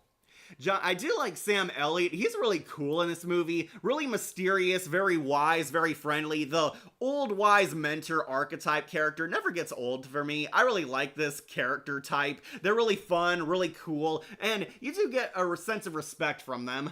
But Sam Elliott likes Johnny Blaze. They become odd friends. Johnny Blaze refuses to work for the devil, struggles to control himself, struggles to find himself, tries to patch things up with Roxanne, and there's so many ways he can easily fix this, but he just doesn't, which makes him look so stupid. Yeah, there's some silly moments and contrived writing here and there, which is why it's going down to A tier. though the biggest one is in the climax. Eventually, Roxanne gets captured, becoming Johnny Blaze's April O'Neil, the damsel in distress that he has to save. He works with the Phantom Rider one last time, and this is where a lot of my negatives for the movie really started to kick in. Phantom Rider and Ghost Rider team up, ride all the way to the villain's base, and the Phantom Rider dips out. He says, "Yep, that was it. I only had juice for one more ride," and no, that's it. We should have had a tag team Ghost Rider duel in this. That would have been so awesome. But no, Sam Elliott guides him, then runs off to basically die. What a waste of the Phantom Rider. But yeah, Johnny Blaze finally confronts Blackheart, killed all his minions, is ready to save the girl except himself. However, Blackheart fights him, they duel, he manages to save Roxanne, but Blackheart gets his hands on the sacred document where he absorbs 1,000,000 souls and becomes Legion. My name is Legion, for we are many. And it's supposed to be his final Blackheart form from the comics, and it looks cheesy, it looks bad. I'm sorry, this was not scary. Blackheart's final form is really lame, and even lamer, Ghost Rider easily defeats him by using the penance stare, because now he has 1,000 souls in him, which means 1,000 souls to burn. And all the sins from these evil people overwhelm Blackheart, putting him into a coma. Lame. So lame. And make sure to buy his product, the Sam Wow Nostalgia Critic joke. Yeah, I got that. Also, before Robbie Reyes or Danny as Ghost Rider, yeah, Danny shows up. I liked when Nostalgia Critic made fun of Blackheart, even though he is an actual real Marvel villain. He is, but Blackheart in the comics, he is a badass beast. Blackheart in the movie, they nerfed him. They downgraded him. He was too OP. They made him a pretty boy who gets duped because he's an idiot. Yeah, that still scares me, but amazes me at the same time. Yeah, it really does. Yeah, the effects in this movie honestly have held up. They look pretty good, but I just wish the monster became, Blackheart from the comics. That would have looked so awesome, seeing Nicolas Cage wrestling this shadow demon. Blackheart in the comics, look him up, look up Google images of him. He looks really cool. He is like a gnarly monster. The Legion form, not so scary, and basically he gets killed the same way a common mugger does by Ghost Rider, which is so lame. But yeah, Legion gets killed because of the 1,000 souls he absorbed. Blackheart was immune to the stare because he had no soul. He is all demon, all monster, so he pretty much infused himself with his own weakness. I know, really stupid, but yeah, Johnny Blaze defeats him. Mephisto thanks him for doing a good job and tells him, well, now it's over. You can go back to being a normal guy, raise a family, live a regular mortal life, but Johnny Blaze decides, no, I'm gonna own this curse. I'm gonna keep being the Rider and use it to fight against hell. I am the Spirit of Vengeance. What a sequel. But yeah, basically Johnny Blaze says, nope, I want to be the Ghost Rider. I like being the Ghost Rider. I want to use the powers of hell to defeat hell. And Mephisto vows revenge. He'll get Ghost Rider next time. And we end on Johnny Blaze and Eva Mendes having some victory sex. The best kind of sex. Yeah, they kiss under the tree. They kissed as kids. And it's implied they were going to carry on their relationship, but we never see Eva Mendes in the sequel because the sequel script was really terrible. Yeah, I heard a lot of people like Robbie Reyes Ghost Rider. I haven't seen him yet. I haven't watched Agents of S.H.I.E.L.D. They should have Blackheart in Marvel Rivals. They don't have Ghost Rider? I thought they did have him. I know he's in Marvel vs. Capcom 3, but I haven't seen him in Marvel Rivals. I thought he was. This is how you make a better ghost cowboy than Coat Rack Cowboy. Yeah, he is. Sam Elliott was so cool in this movie. I love the Phantom Rider. He's a Ghost Rider on a ghost horse. That is a badass image, and they actually blue ball us near the end, let you think that, oh yeah, Sam Elliott and Nicolas Cage are gonna kick demon ass together. And he says, nope, this was the end of the ride for me. Only had enough power to be your GPS device. Peace out. Why? He was so cool. He was so cool. We need El Diablo, DC's first cowboy versus the Phantom Rider. That would be pretty cool. I think Blackheart's final form kind of looks like a bootleg Ermac. Yeah, he does. Hey, C. Hey, Nate Leaper. Glad you can make it. I don't know about putting Nicolas Cage as Ghost Rider, though. Knew it'd be high. Hey, Jon Snow, you made it. Talking about Ghost Rider. Yeah, Eva Mendes, she was pretty hot. Really liked her. Nicolas Cage honestly isn't bad in this movie, but you're kind of sitting through all the Johnny Blaze scenes to get to the badass action. Ghost Rider scenes, they are magnificent. They are masterpiece cinematography. Really great effects work in this film. The Rider himself is really kick-ass. Blackheart and Mephisto are unfortunately really nerfed in this film. We needed much stronger villains in this, and really a much tighter story too, because there's a lot of scenes that drag on from time to time. I will say it doesn't feel like it's too long, but it just gets boring in places. Sam Elliott was really awesome. He needed a better final send-off in this film. We need to see Blackheart killing the Phantom Rider. I think that would have made a much more interesting story rather than him just guiding him to the villain base. The effects are good, but the demon's final forms, they are really lame. Blackheart's Legion form looks so weak and piss poor that I swear it's like from a YouTube fan film. Okay. My favorite moment is when Johnny was in that cell and he took out those crooks and told the kid was innocent. Yeah, someone brought that up too. That was pretty awesome. Didn't Ghost Rider pee fire in the sequel? Yeah, I'll get to that one next, but honestly, the first one, I don't think it's that bad. Honestly, a pretty decent film. I'm gonna put it onto A tier. Unfortunately, it loses major points from me during the climax. Blackheart's final form, lame. No Phantom Rider, and it was super fast. After all this buildup for how unstoppable this demon guy was, he gets killed by the super stare Ghost Rider took out a common mugger with. Pretty lame, but honestly, not a bad film. I'll put it onto A tier. It is an A shot. Unfortunately, I can't say the same about the sequel, The Spirit of Vengeance. Yeah, we get to this one. This is the one where Ghost Rider pees fire. Yeah, this one, F tier, going on Mephisto. No, this one, oh, what happened? This was a colossal disappointment. I have heard some people actually do like The Spirit of Vengeance. I am not one of them, as you can tell.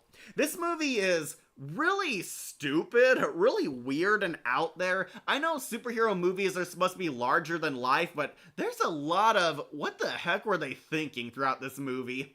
This time, Mephisto steps up as the true villain, and he's trying to have an offspring. Mephisto wants to give birth to Danny, the other Ghost Rider. Yeah, Ghost Rider is a legacy character, and this is how they kind of ride around that. They want to do a passing of the torch story. Danny is the second Ghost Rider, and he is basically the devil's spawn. Danny is the Antichrist. However, he and his mom are on the road running away from Mephisto, and they need help. They need a hero. Enter Nicolas Cage's Ghost Rider, and Cage is even weirder in this movie.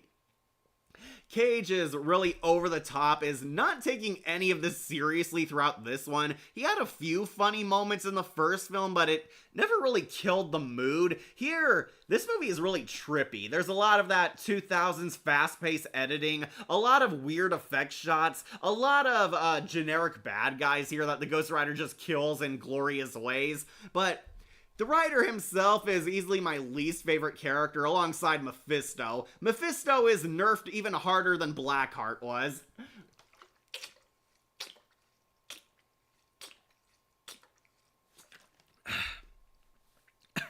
There it is.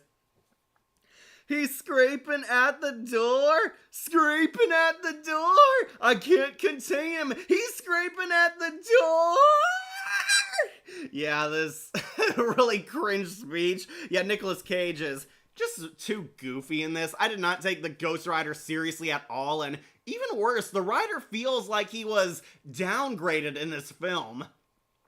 We get a lot more Nicolas Cage scenes. Nicolas Cage saves Danny and his mom and starts to form a bond with them, because if it worked out so well for the Elektra movie, it'll definitely work out here.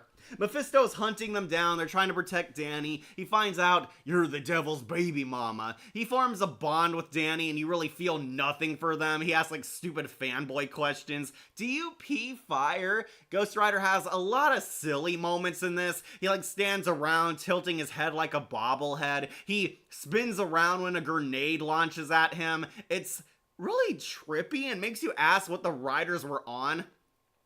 Easily the biggest highlight of this movie is Ghost Rider turns a crane into a giant flaming chainsaw and completely wrecks a bunch of the devil's goons. It looks really cool, is really badass, but honestly kind of hit me the problem with this movie. Ghost Rider is fighting a bunch of generic mortal enemies, and it's not very high suspense.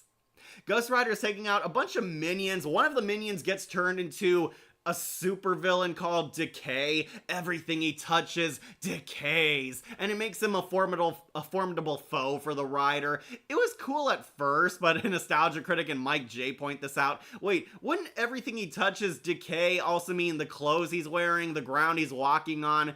Does his weenus decay when he goes to the bathroom? It's really weird.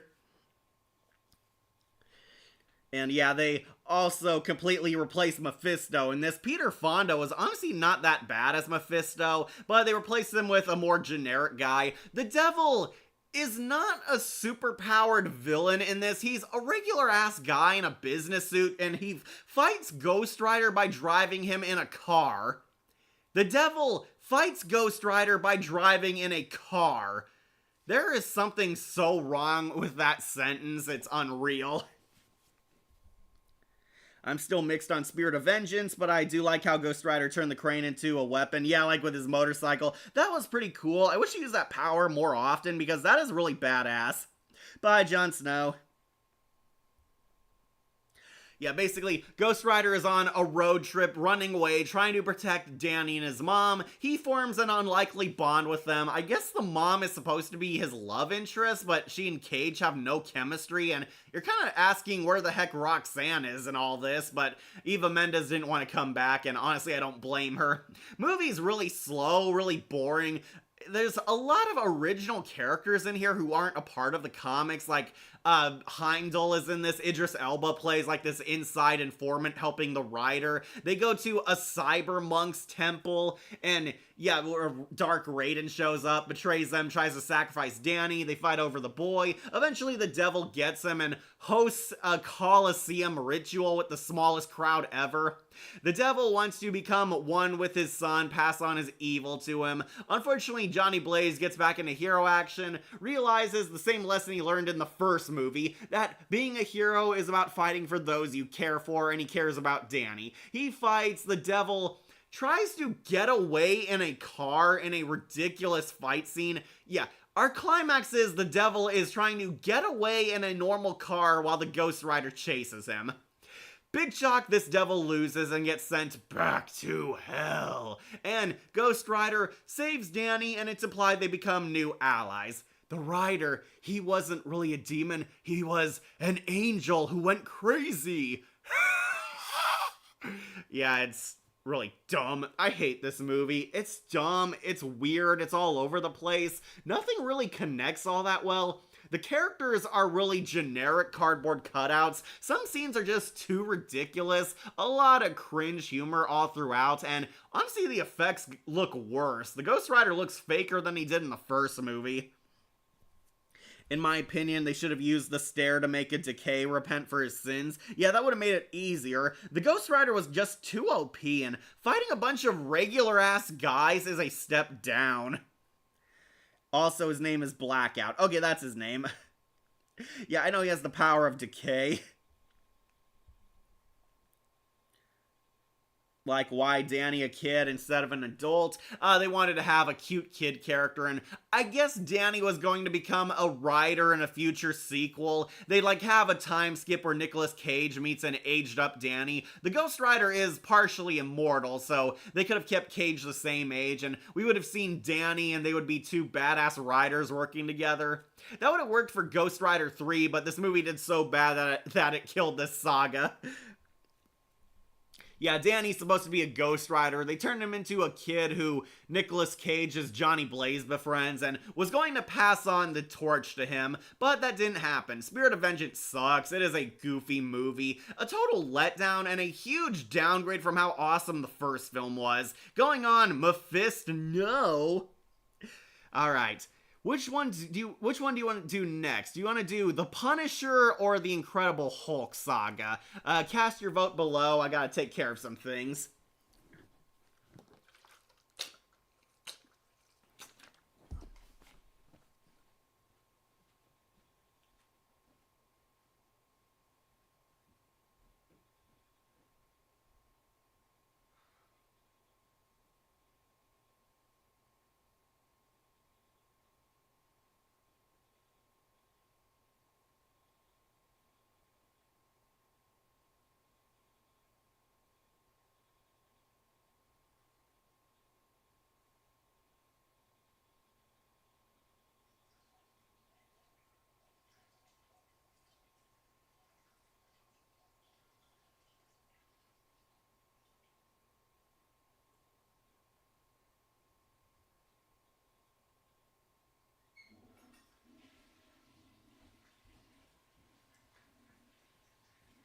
Alright, Cat's back. What do you guys want next? Kind of a shame I did like Ghost Rider 2 for the most part, but the sequel is just so bad it killed it. Yeah, absolutely agree. People want the Hulk. Let's do Hulk, then Punisher. Okay, looks like you want the Incredible Hulk. You wouldn't like me when I'm angry. Unfortunately, we have to do the lesser one, Ang Lee's The Hulk, which I do not like. Going on, Mephisto, no. I hope you're watching Bodhi because I got some choice words about this movie. Talking about Ang Lee's first Hulk movie, and it's not good. This is one of the biggest bombs of Marvel. This is Eric Bana's Hulk. We see the origin of the Incredible Hulk, how Bruce Banner got mutated by gamma radiation and became the unstoppable juggernaut, the Jolly Green Giant, the Incredible Hulk. Hulk basically has his whole life story detailed in this movie, and there are pieces of a good movie here, but overall, it is a total mess and filled with a lot of mood whiplash. Not as bad as another movie coming up, but yeah, it is really, really slow, really boring, really unimpressive, and the Hulk is off screen for half this movie. We see Bruce Banner. Bruce Banner was a brilliant scientist who wanted to help change the world, accidentally gets mutated into the Incredible Hulk, and has to learn to control his emotions because whenever he gets angry, he turns into the giant green monster, the Hulk. However, Bruce's life gets thrown into the ringer when his evil, abusive dad returns in his life, and it turns out Banner Sr. is the villain. Bruce's dad is in this, and I did like the idea Ang Lee was going for here, where Hulk has to confront his dark and traumatic past, also fighting a dangerous supervillain, and both of them connect to his father. If you don't know, Bruce Banner was abused by his dad. His dad was an abusive father. They try to keep it a secret twist until the halfway point, but it's so obvious.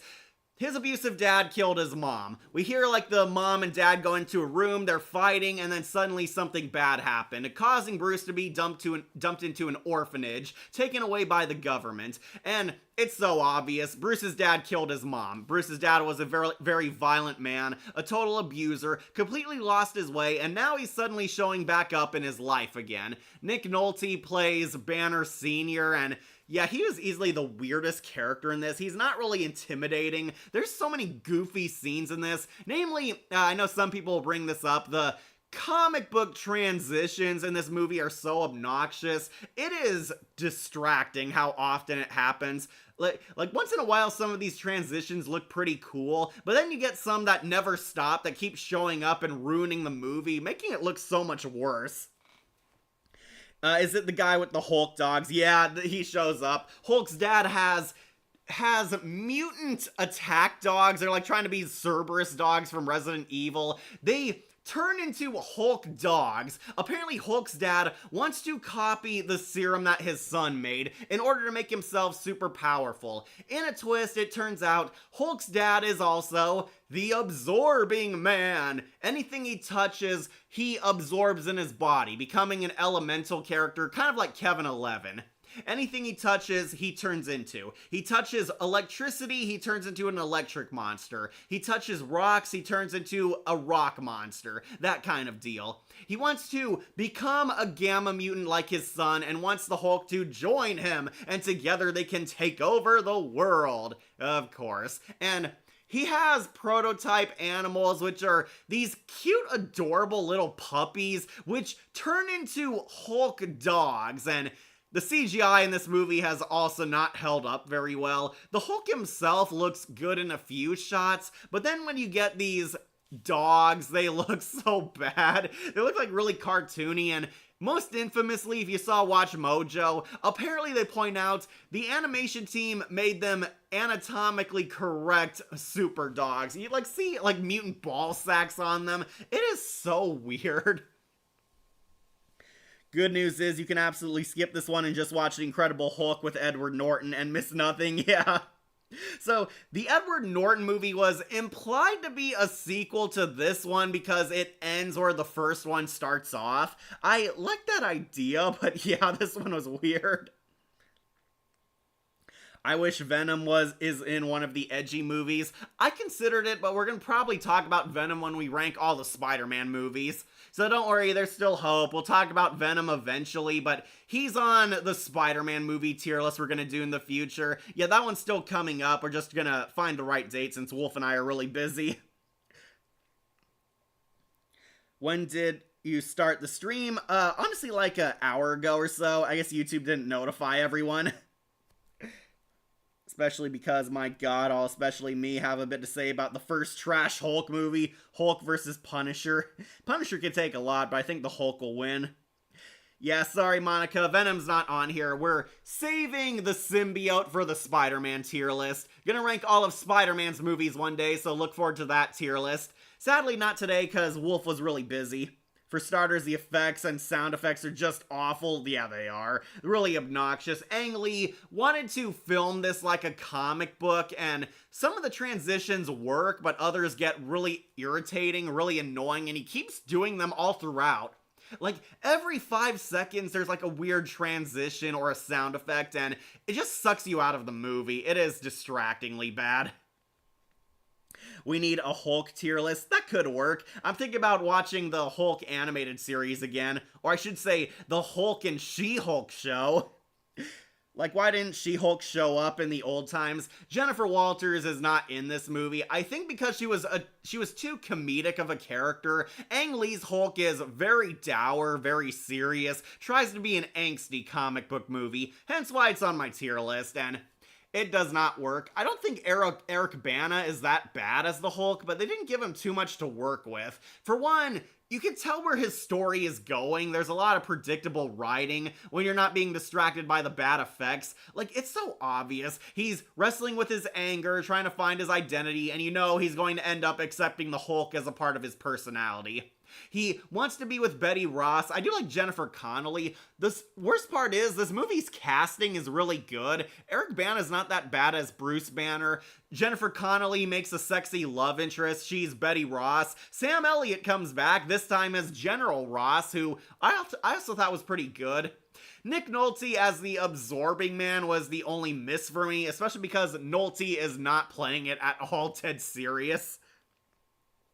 But the cast honestly gets wasted in this. Yeah, he's the guy with the Hulk dogs. Love She-Hulk, she is awesome. The cast wasn't that good either. A lot of them turned out to be absolutely dull, and these are well-known actors and actresses that have done well in other movies. Yeah, I thought Jennifer Connelly was actually pretty good as Betty Ross, minus her dull reactions to all the weird stuff, but she would have made a great Betty. Don't worry, we have Liv Tyler to look forward to, though, in the next one. Here, they're as wooden as a tree. Yeah, they are. The movie is way too long. It is almost 2 hours, and we don't see the Hulk until the 40-minute mark. Really pulled a Halloween Ends with that one, Ang Lee. Oh yeah, Stan Lee and Lou Ferrigno have cameos in this, and honestly, it was like the only highlight. We see Stan Lee and Lou Ferrigno, the old school Hulk, they cameo in this as security guards. It's actually pretty funny. When did this Hulk movie come out? Early 2000s. I remember it came out around the same time as Spider-Man 2 did. Yeah, like we're talking like 2002 to 2005, in between that time period. He was Monterey Jack in Chip and Dale Rescue Rangers. Yeah, I know Eric Bana's been in a lot of good stuff. He was also in Star Trek. Hi, Christopher. I'm Nero. Good news is, yeah, you can absolutely skip this one. Also, the actor who played him just grumbles. Same with Sam Elliott, who also mumbles and grumbles in this movie.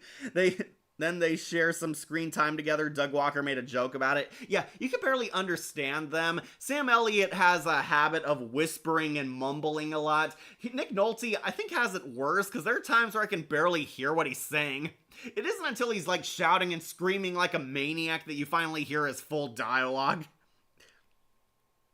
Yep, Nick Nolte is David Banner, the Absorbing Man. We need Kevin 11 versus the Absorbing Man in Death Battle.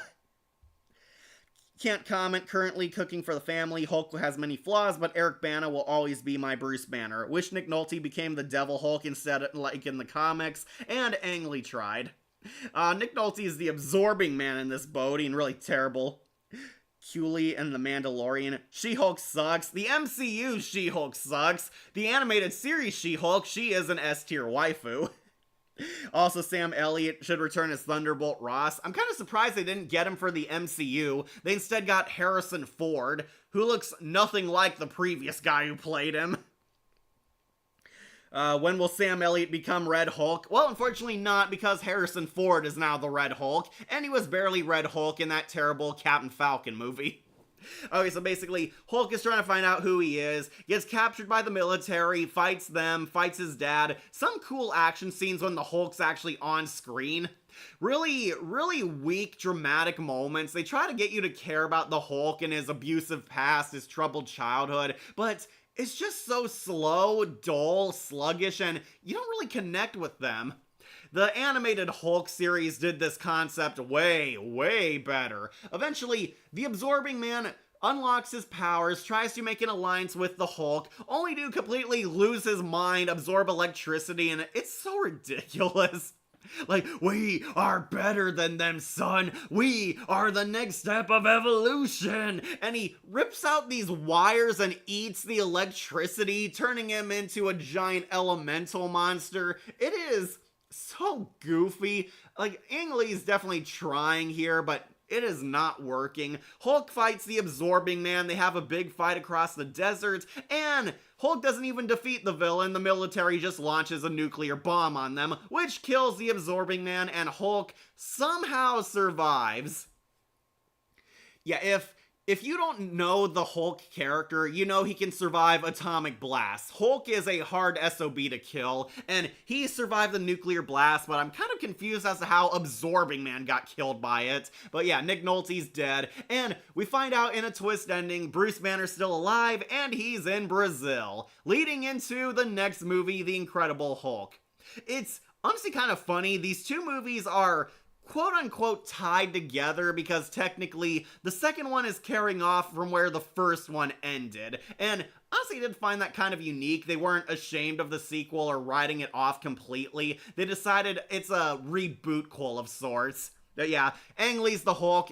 Doggy do, man. This movie's bad. It's slow. It's goofy. Really long for its own good. The Hulk is barely in it. Nick Nolte is a really terrible villain. Wasted Sam Elliott and Jennifer Connelly as General Ross and Betty Ross. Eric Bana is not that bad, but he is easily eclipsed by our next Hulk coming up.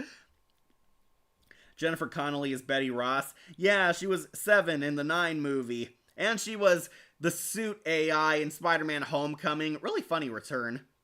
And she was in Alita Battle Angel. Yeah, she's Alita's mom. Like, why didn't Red She-Hulk exist yet? Sadly, they didn't come up with that idea yet. There was only one She-Hulk, and that was Jennifer Walters. I find it hard that anyone would like the character of She-Hulk. Really, Shadow, I love She-Hulk in the animated series. If you're talking about Tatiana Maslany She-Hulk, yeah, she is the worst. She is god-awful.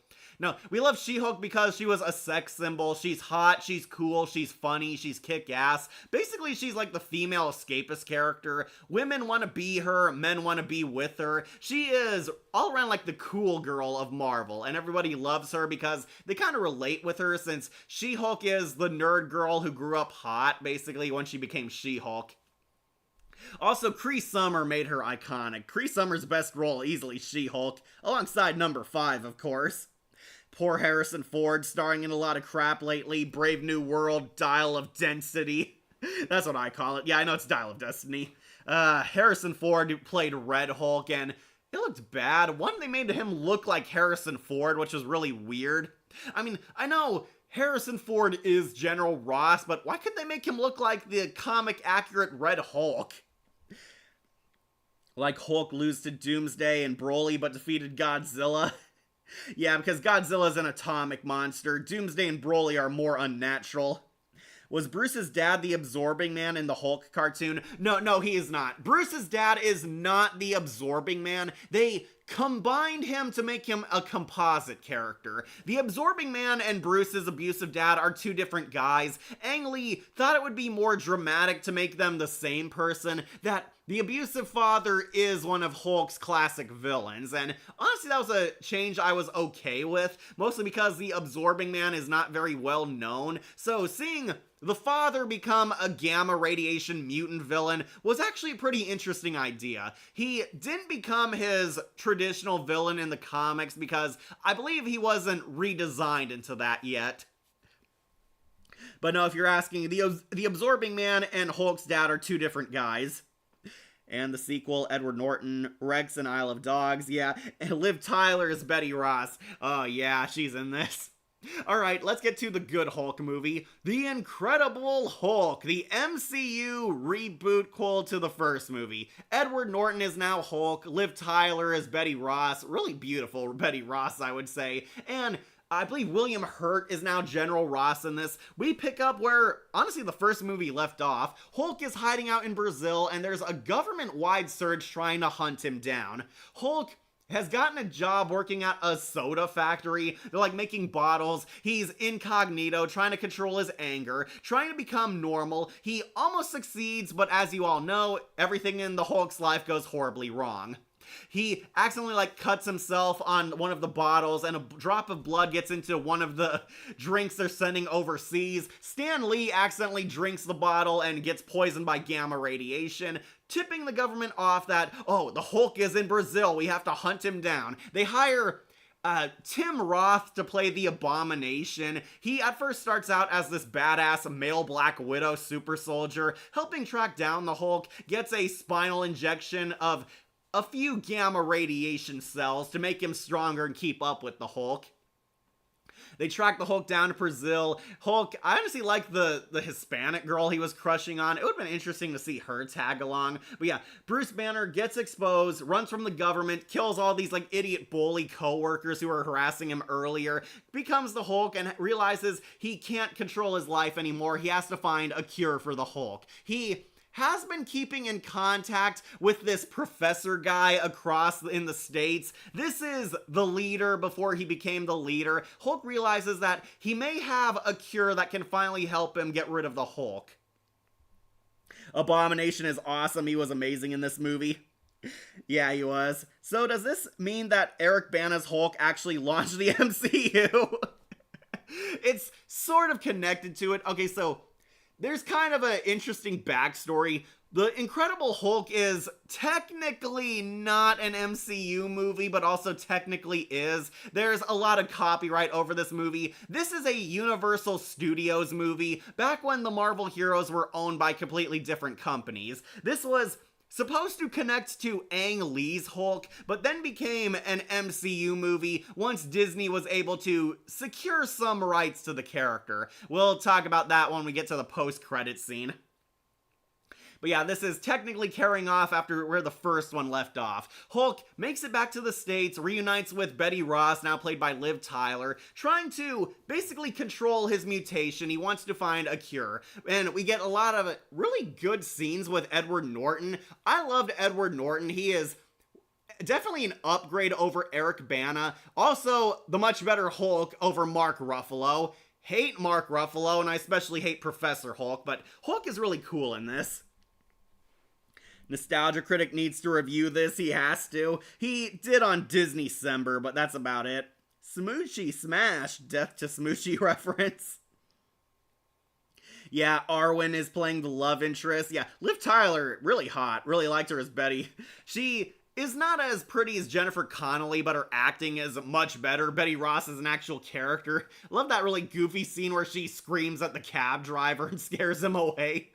Really entertaining, but yeah. Hulk comes back, he's trying to control his anger. Bruce hates being the Hulk, actually tries to kill himself, but he turns into the Hulk and Hulk spits out the bullets. There is like no way to kill this guy. That is how strong the Hulk is. His anger is overwhelming him, and unfortunately, Bruce can't even have sex because his heart rate gets too high. He tries to make love to Betty Ross, but making out with Liv Tyler is just too hot for his heart, and it almost turns him into a Hulk. Like, he's like, I'm sorry, I can't, otherwise the monster will come out. A lot of cool scenes with the Hulk, either angsty and kicking ass. We see Abomination fights the Hulk, gets his ass kicked. He honestly gets really horribly brutalized. Hulk, like, punches him, he hits a tree, and he's, like, completely bloodied and wrecked. Really gruesome. It turns out the guy they're in contact with is the future leader. This is the leader before his mutation. Tim Blake Nelson plays the leader in his human identity. He created a cure that can control gamma radiation, and he offers to help the Hulk out. They try to help him. Unfortunately, General Ross intervenes. They arrest the Hulk, but Tim Roth decides that he needs this. He needs to be stronger than the Hulk. He can't stand that he's no longer the strongest man on the planet and becomes the Hulk's evil counterpart. He forces the leader to help mutate him into the Abomination. And we get to see the Abomination on the big screen. Alright, so I know a lot of people really love this guy. I did like him, but I don't like that he doesn't look like his comic version. The Abomination looks like a superpowered sea monster in the comics. They get rid of his weird head fins and make him look more like a Clayface looking monster. It's not bad, but I was just really hoping for more comic accuracy. Yes, I know Tim Roth did come back in MCU She-Hulk, but that was honestly a complete shit on your face. It was terrible. But yeah, Tim Roth becomes the Abomination and he wants to kill the Incredible Hulk. Hulk convinces General Ross to let him go and save the day. We get like a funny scene where he falls out of an airplane. He doesn't transform until he hits the ground. Yeah, Thor Ragnarok would kind of repeat this joke. It was pretty funny, but yeah, he becomes Hulk and they have a kick-ass fight. Any last words, Hulk? Smash! Hulk fights Abomination in a really badass fight scene, and of course eventually beats him, but Hulk goes on the run again. Abomination is awesome. He was amazing in this movie. Yep, he was. Yeah, the Hulk versus Abomination fight was definitely the big highlight in this. And a tease for the leader. That's right, after Abomination wrecks his lab in his monster form, and I kid you not, a drop of blood from Bruce falls on an open head wound on the leader, causing him to transform into his alien form. For those of you who don't know, the leader is an iconic Hulk archenemy. He gained hyper-intelligence and a big brain. While Hulk is the brawn, leader is the brain. He got mutated on his head wound, and it went into his brain, turning him into the creepy alien man. And unfortunately, we would not see the leader return for 20 years later. Yeah, I'm dead serious. I was so upset that we never saw the leader for the longest time. He unfortunately comes back in Captain Falcon's movie, and we find out he's in prison, become Green Hannibal Lecter. It's really lame and a letdown. But yeah, leader's set up for sequel bait, which you won't see for 2 decades. Have fun waiting, kids. So Hulk fights Abomination, beats him. General Ross is forced to let him go, but there's hope that Betty Ross and Hulk will reunite, and Hulk eventually returns to hiding, but has now accepted being the Hulk, mastered his anger, mastered his emotions, and Bruce and the Hulk are now working together hand in hand like they do in the comics. But it's not over yet. We get a post-credit scene where General Ross is getting drunk at the bar, drinking over his failure. Then Robert Downey Jr. shows up, Tony Stark's in this, asking him for intel on the Hulk, because they're putting a little team together, hinting that yes, this is also in the MCU. Hulk gets recruited for the Avengers, and we won't see this paid off until the first Avengers movie. Abomination has an amazing build-up. Yeah, he does. Okay, so probably wondering where my thoughts land with this movie. This one, honestly, S tier. Yeah, I'm gonna put it onto Excelsior. The Incredible Hulk is actually underrated. Looking back, a lot of people thought this was one of the weakest movies in the MCU, but I think it has actually held up supremely well. This is one of the best movies in the MCU, especially currently. Yeah, are any of you guys gonna rewatch The Marvels or The Eternals, or are you gonna rewatch The Incredible Hulk? My money's on Hulk. I really like this movie. It is cool, it is kick-ass. They upgraded everything great about Ang Lee's first failure. Hulk is really radical in this. I believe they did get Lou Ferrigno to voice him again. Edward Norton, easily one of my favorite Hulks, next to Neil McDonough from the animated series. And Abomination, really savage villain. He is creepy in this. Liv Tyler, really beautiful Betty Ross. I do think Jennifer Connelly was a little better. Liv Tyler's not one of the greatest love interests, but I thought her Betty Ross was passable. Oh, and yeah, of course, I want to see the leader more. Really like Tim Blake Nelson in this. It's a shame he had to wait 20 years to finally put on the green makeup. But yeah, this movie, really great Hulk story. Really great movie, really entertaining, really savage and badass. This is definitely one of the best edgy movies of the MCU. Catch them on your comments. Yeah, William Hurt was the original Thaddeus Ross. I actually still have the Incredible Hulk game for the Nintendo DS. Wow, really cool, Shadow. Also, Tim Roth shows up in She-Hulk and Shang-Chi. Both of those did not make any sense, and yeah, he escapes prison in Shang-Chi, only to form a prison self-help group in She-Hulk. Yeah, the Abomination had a redemption arc off-screen because She-Hulk was more concerned with neutering all their best characters and making a good product. Yeah, I did not like it. They brought Tim Roth back as the Abomination, and he mellowed out while in prison and became a good guy. I hate that show. I hate that show so much. When will Sam Elliott become the Red Hulk, like as Thaddeus Ross? Unfortunately, that hasn't happened yet. Like, what should Betty Ross's Red She-Hulk MCU design be like? I would imagine kind of a red version of Maslany's She-Hulk, since that's kind of what she was in the comics. We need a Solomon Grundy, Deep Sea King, One Punch Man, or Bane for the Abomination death battle. Or younger Toguro from Yu Yu Hakusho, mid-fight idea. Alright, so this movie, really great. Honestly, pretty underrated. I think this has actually held up amazingly well all this time later. Hulk is awesome. The Abomination is a much more worthy villain over the Absorbing Man. Like the drama with Bruce this time around. Really intense stuff. Really interesting sequel bait. I know we all wanted to see Red Hulk and Leader eventually. We got those in a much more terrible sequel. But honestly, Abomination really saved this movie for me. And yeah, it still has a really awesome post-credit scene where Iron Man shows up to recruit the Hulk for the Avengers, which I know you're all looking forward to when that movie came around. I like in the full and final transformation of Abomination, he was towering over the scientist before killing him. Yeah, Abomination, really scary in this film. Alright, so The Incredible Hulk is Excelsior, one of the best movies on this list. But now, it's time for some punishment. Made it to the final two movies, the Punisher films. Sorry to disappoint you guys, I don't have two of them on this list. I don't have the new one, it's a TV special. One Last Kill is not on this tier list, I know, but it's not really a movie. It's a bonus episode of the Punisher TV show, but made by Disney. I heard some people liked it, some people hated it, but I'm not counting it because it's not a full film. Also, we don't have Dolph Lundgren's Punisher on here because I've never seen that movie, and I'm not sure a lot of people who are in my audience even remember that movie. So we got the two theatrical Punisher films that everybody likes and remembers. Thomas Jane's Punisher and Stevenson's Punisher Warzone. Let's start with Thomas Jane's Punisher, which is going on to a shot.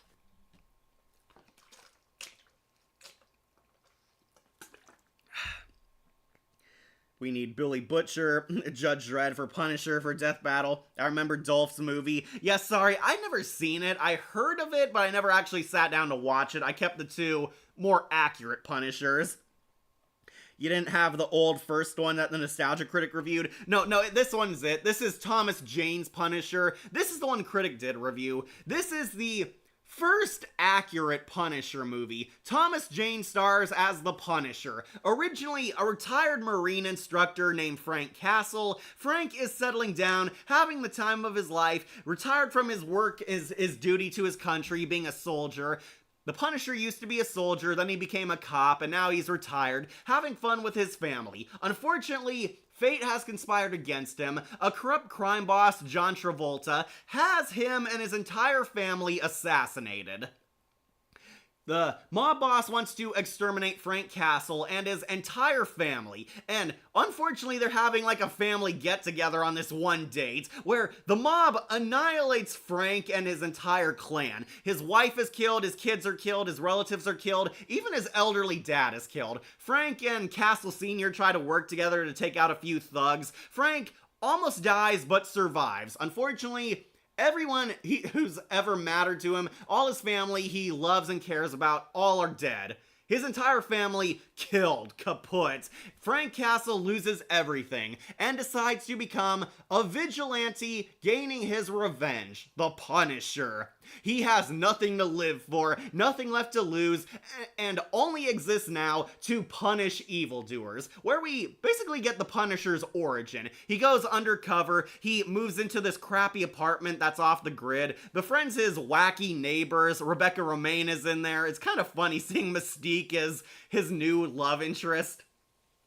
Tries to take down the mob and wants to hurt them the way they hurt him. Punisher doesn't just go in for the kill. He wants to hurt them emotionally and physically. He manipulates events, conspires against them, plays a few chess pieces around to try to fool John Travolta, tries to turn him against his loved ones and friends. He pretends that his best friend and his wife are having an affair behind his back, takes like pictures of them, Photoshop stuff, deliberately mishandles misinformation going back to him, trying to make him go crazy before going in for the kill. Get a lot of classic comic book scenes. There's definitely some campiness in this movie, not gonna lie, that's why it's on A tier. There's a scene where he fights an assassin who is a country music star, like this Johnny Cash assassin, playing a guitar that's also a gun, tries to kill Frank Castle. It's really weird.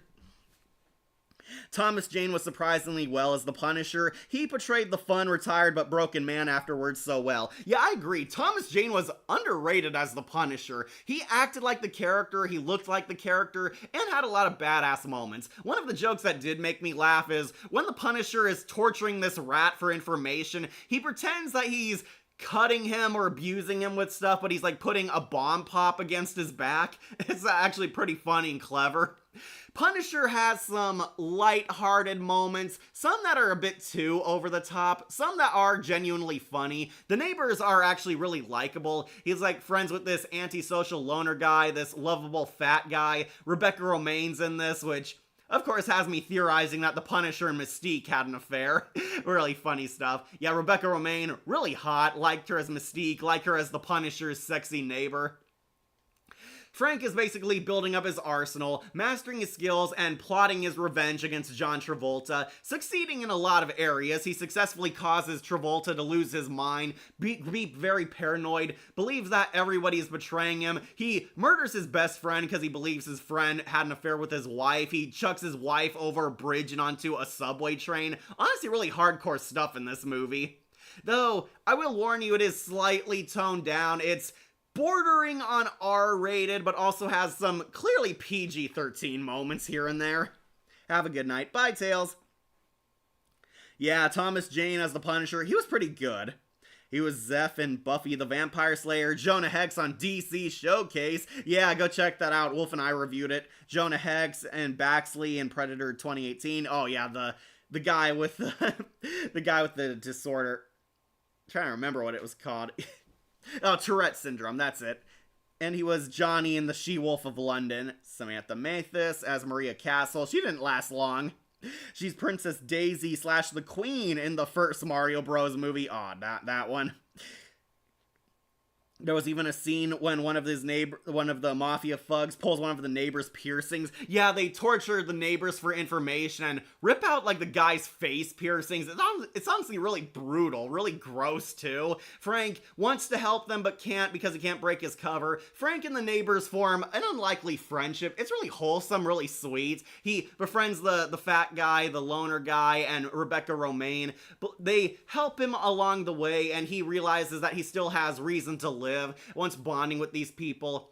It's implied that Rebecca Romaine has a crush on him. They definitely have feelings for each other, but Frank wants his revenge. He wants to avenge his family. These are bad people who deserve punishment, and I do like that about the movie. They're kind of highlighting the Punisher is struggling with getting personal revenge or delivering justice. And eventually, he finds out that these two are one and the same. He does want to avenge the death of his family, but he's doing this for now more noble reasons, because the world needs people like him doing the dirty jobs, getting rid of bad guys, working around the system, using his skills for a use that helps people, taking out and punishing people who thought they were above the law, above punishment, above facing any consequences for the evils they commit. And that's why the Punisher is a really kick-ass anti-hero. Of course, Punisher has a big shootout because that's every Punisher story ever. He fights John Travolta in his building, reveals that he played him like a fiddle, and kills him by blowing up his entire car parking lot, where we get that epic trailer scene of the giant flaming skull head.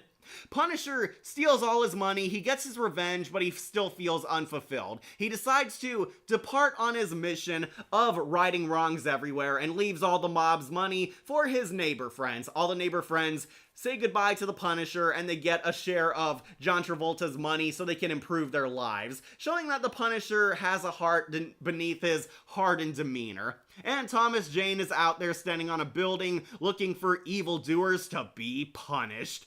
Yeah, this movie, honestly not too bad. Punisher is really fun, has a few stupid moments, but it's definitely one of those stupid, enjoyable kind of movies. Thomas Jane knocks it out of the park. His relationship with the neighbors is really wholesome. The deaths of his family do actually hit you. It really hurts. Travolta is an okay villain. He's not one of my favorites. Travolta's definitely having fun being over the top, but I felt the villains were a little more generic compared to other Marvel movie villains. Basically, evil gangsters, mafiosos, and Punisher is just knocking them off their high horse pedestal.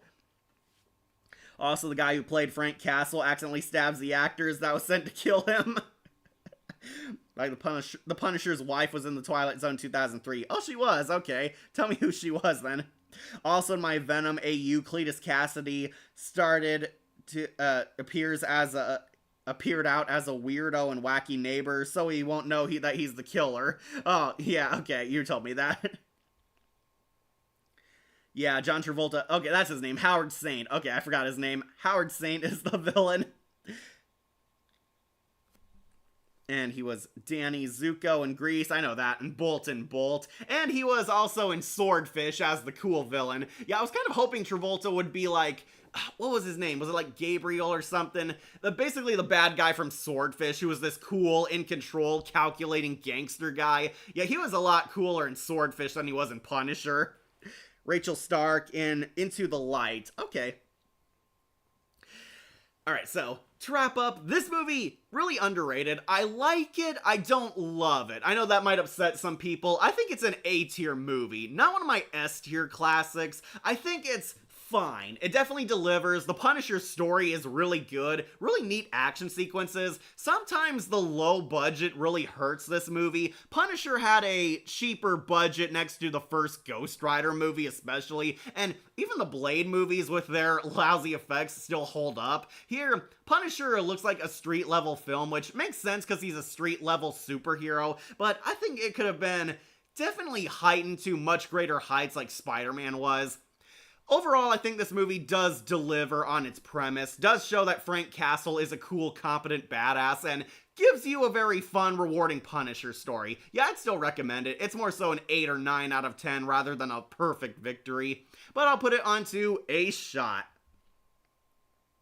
By the way, when I see that bad feng shui that the mother looks like the live-action Sabine Cheng from Miraculous. Yeah, she kind of does. Alright, let's end things on a high note with Punisher Warzone. We made it to Ray Stevenson's Punisher, and this might actually surprise you, but I thought this movie was pretty good. I'm gonna put it onto Excelsior. Yep, ending things on a high note, we got the only other Punisher movie that came out, Punisher Warzone. This is similar to The Incredible Hulk, a sort of reboot quote to the original. The Incredible Hulk was carrying on Ang Lee's story. Here, it's implied that Warzone is carrying on from where Thomas Jane's Punisher left off.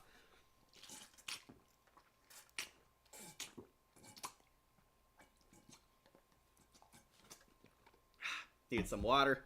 Because this movie is really badass. Alright.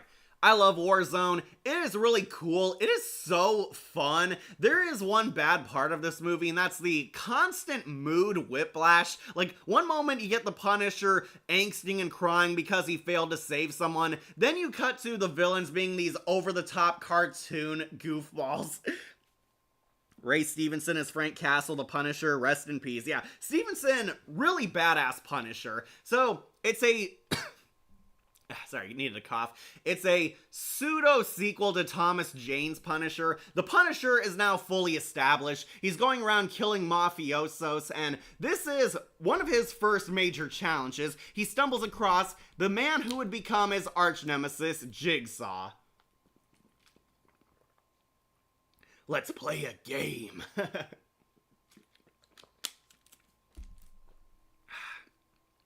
Sorry, I really needed a refresh. Okay, he meets the man who would become Jigsaw. Punisher is doing what he does best, assassinating a bunch of mafiosos. Tonight, an entire mafioso family is having a get-together, a party where all the head honchos will be there. And one of these guys is Billy the Beaut, a pretty boy gangster who conspires to assassinate his elderly father. Unfortunately, Punisher beats him to the punch. Punisher shows up and hilariously and over the top murders everyone. He beheads like an old guy, rips people's arms off, shoots up everyone. Pretty much all these people in this room die. Billy the Beaut tries to get away. He gets away in his car. Punisher murders everyone. We establish some more comic stuff. There's a police officer who's secretly a mole helping the Punisher, helping him like evade the crime scene. Punisher goes after Billy and tries to murder him by tossing him in a glass bottle recycler. Billy gets completely shredded, but he miraculously survives all this. John Kramer's in Warzone. Not that Jigsaw. Okay, so Billy survives all of this. Punisher gets away, but he doesn't know this guy survived. Billy rises up and needs serious facial surgery. He goes to a back alley doctor who, unfortunately for him, completely mangles his face. Billy gets his face horribly re-stitched together and looks like a living puzzle piece. He get like horrible skin grafts on him. Part of his eye is sloping. He becomes Jigsaw. They call him Jigsaw because his face was horribly mangled and hastily re-stitched together. Billy becomes Jigsaw and decides he's taking over the family business, and his first business is getting revenge against Punisher. He breaks out his brother, Looney Bin Jim. Yeah, Looney Bin Jim, and they become the duo villains of the movie. And yeah, these guys, honestly pretty funny. I will warn you, Jigsaw and Looney Bin Jim are really over-the-top campy, definitely showing off like a Joker side to them. They're cackling psychos who love killing people, and they have the weirdest scenes and lines. Every time these two guys are on, it becomes a lot more of a boys-style, goofy, dark comedy. Yeah, Dominic West is Billy the Beaut, Jigsaw. I see Two-Face versus Jigsaw in Death Battle. That would be pretty cool. Ray Stevenson was Firefly on G.I. Joe Retaliation, Volstagg and Thor the Dark World, terrible movie. Ray Stevenson was so good he came back to play Punisher on Superhero Squad. Hero up! And he's Gar Saxon on Star Wars Rebels. Yeah, the Grey Jedi on Ahsoka too. Alright, so basically, Looney Bin Jim and Jigsaw launch an all-out gang war to exterminate the Punisher, and that's why it's called Warzone. Punisher decides he wants out. He accidentally kills an undercover FBI agent, made his wife a widow, has his kid grow up without a father, and Punisher briefly considers giving up being a superhero. He's thinking about opting out, but he finds out Billy is still alive and now going by Jigsaw, and he might menace his family. We see a lot of the Punisher's iconic cast. I liked Wayne Knight as Microchips. He was actually pretty funny. Microchips is Punisher's armor. He's like the secret underground dealer in the Marvel universe, and Punisher is one of his top clients. Wayne Knight is actually pretty funny. We see him gain a partner, this reformed gangbanger who wants to atone for his sins, helps Punisher save this family. He saves the wife and daughter. They remind him of his family. Punisher is working through some things, realizing why he does what he does, questioning his style of heroics, questioning if he still wants to be the Punisher. Honestly, it's not that bad a story. Of course, the highlight is the gang war. This is why it's called Warzone. Punisher is fighting a bunch of gangsters all throughout the city. Every crook in town is gunning for the Punisher, trying to kill him, trying to get revenge. Jigsaw and Looney Bin Jim gather up an army to unite to exterminate the Punisher once and for all, put aside old bad blood, old rivalries, just to take Frank Castle down for good. Big epic fight scenes. I like the shootout at the building. Eventually, Jigsaw and Looney Bin Jim abduct the little girl and her mother, hold them hostage, threaten to exterminate them or exterminate Microchip. Punisher breaks into a building and basically mows down everyone. There are some exquisite action scenes all throughout this film. It is insanely fun. I will warn you though, a lot of R-rated comedy. There's a lot of blood and guts, a lot of swearing, and guys getting horribly maimed throughout this movie. This is not a kid's film. Definitely a darker superhero movie, and honestly pretty fun. Ray Stevenson really kicks ass in this role. I do like him. He was so good that he came back on Superhero Squad as the Punisher. Yeah, imagine watching Superhero Squad and saying, oh, hey kids, we should watch Ray Stevenson as the live-action Punisher. And you get to this movie where Jigsaw and Looney Bin Jim are killing and eating guys, ripping out this guy's guts to eat. It's really savage. Doug Hutchinson is LBJ, Looney Bin Jim. Yeah, he was pretty good. He was Golem in Batman and Robin, and Eugene Victor Toombs in X-Files. I haven't seen X-Files in forever. And Federal Marshal Cameron Burke in Far Cry 5. Yeah, really fun game until the ending. Alright, so basically it's a huge gang war. Punisher is blowing heads off, killing hardcore guys with a rocket launcher, savagely fighting guys. Looney Bin Jim is actually a secret badass. He has that hardcore fight with the Punisher in like a dilapidated bathroom. Really cool stuff. Jigsaw is definitely a funny, entertaining villain.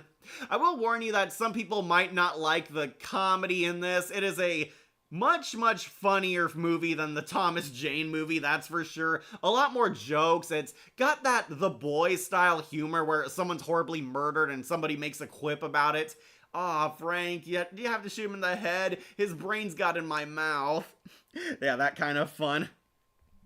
We need a Punisher tier list. I gotta see him fight Spider-Man on the animated series again. But yeah, Frank basically mows down everyone, defeats people. Microchip actually has a good heroic sacrifice. He offers his life to save the little girl instead. Punisher kills Looney Bin Jim, has a savage fight with Jigsaw where he literally shanks and barbecues him over a fire pit. Really cool stuff. But Frank manages to do it. Bittersweet ending. He lost one of his best friends, but he did save the little girl and her mother, defeated the bad guys, and pretty much cleared a lot of crime in New York by killing everyone. Frank thinks about quitting, but he saves one of his best friends when he's being mugged, showing that the Punisher is still gonna stick to his heroics, carrying on his work. As long as there's people who need to be punished, there's always gonna be a Punisher. And we end with an epic rap song. Okay, this movie, honestly, pretty cool. I do like it. It's fun. It's enjoyable. Some might not gravitate it if you don't like that The Boys or Deadpool style humor, but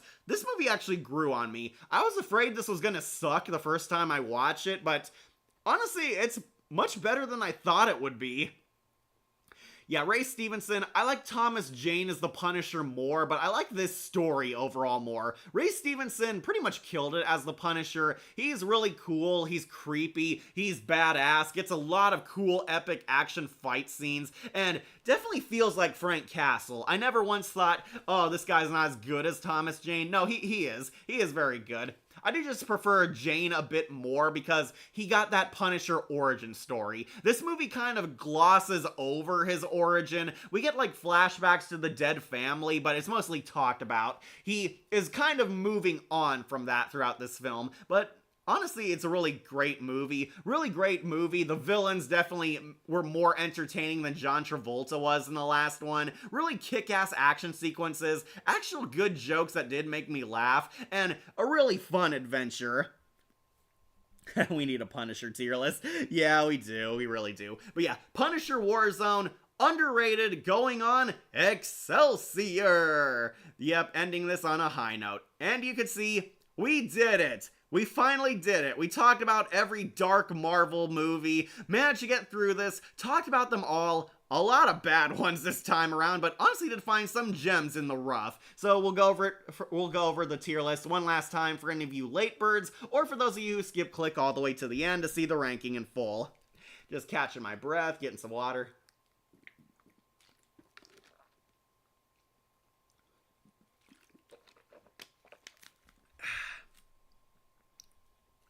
Alright, yep, we did it. We got a lot of bad movies on this one, but honestly, we did get some great ones too. So, where is Kat's dark tier list? Where does it stand? This is the ranking in full. I'll go over it for you one last time. At rock bottom is It's Morbin time. Yeah, Morbius, surprise, it sucked. Disappointment, a complete disgrace of this character. Jared Leto is not good in comic movies, and he should stop trying. This one, easily the worst.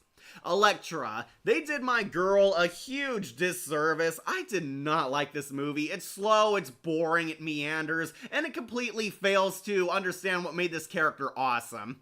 Did not like Jennifer Garner as Elektra, and I did not love seeing her come back in the Deadpool and Wolverine movie. Also terrible. Spirit of Vengeance, disappointing sequel, a total letdown. Talk about a downgrade. The first one was so good. This one doubled down on all the weakest moments of the first, going on Mephisto. Blade Trinity, yeah, this movie was so bad it killed the Blade saga. I love Blade 1 and 2 so much, which is why it's so disappointing that Blade Trinity completely bombed like this. This one was so bad, but thankfully we got Wesley Snipes back in a Deadpool crossover. And Ang Lee's The Hulk. Talk about a complete misstep. There are pieces of this movie that could have been so good, but the execution failed. This is a bad Hulk product. Not as bad as Tatiana's She-Hulk, but definitely still a total snooze fest. These are the top 5 worst edgy Marvel movies. Then, only one in Daywalker dud, Daredevil. This movie's bad, but it has some good in it. The visuals are pretty good. It did get Daredevil's characters right, except for Elektra. Elektra sucked, but Michael Clark Duncan's Kingpin, he is the highlight, the only reason to watch this movie. Otherwise, it's a complete schlock fest, going on to D tier. Man-Thing. Honestly, this one I didn't think was as bad as everyone made it out to be. Definitely a misfire for this character. There are some good moments. The atmosphere is excellent. The effects and visuals are stunning, and Man-Thing looks pretty good even to this very day. Unfortunately, it's a pretty generic slasher movie, which is why it's going on to C-list fodder. None in B, that surprises me, none in B tier this time around. Blackheart Base didn't get anyone, but we do have our top 6 movies up here. Ace Shot, Thomas Jane's Punisher, yeah, I like it. I like it. It's a pretty decent movie. Very fun, very cool. Thomas Jane is this character. A lot of kick-ass action sequences, and they fully understood the Punisher's origin. I just do think it's a bit weaker compared to these other badasses above him, but honestly, as far as Marvel movies go, this one's a pretty ace shot.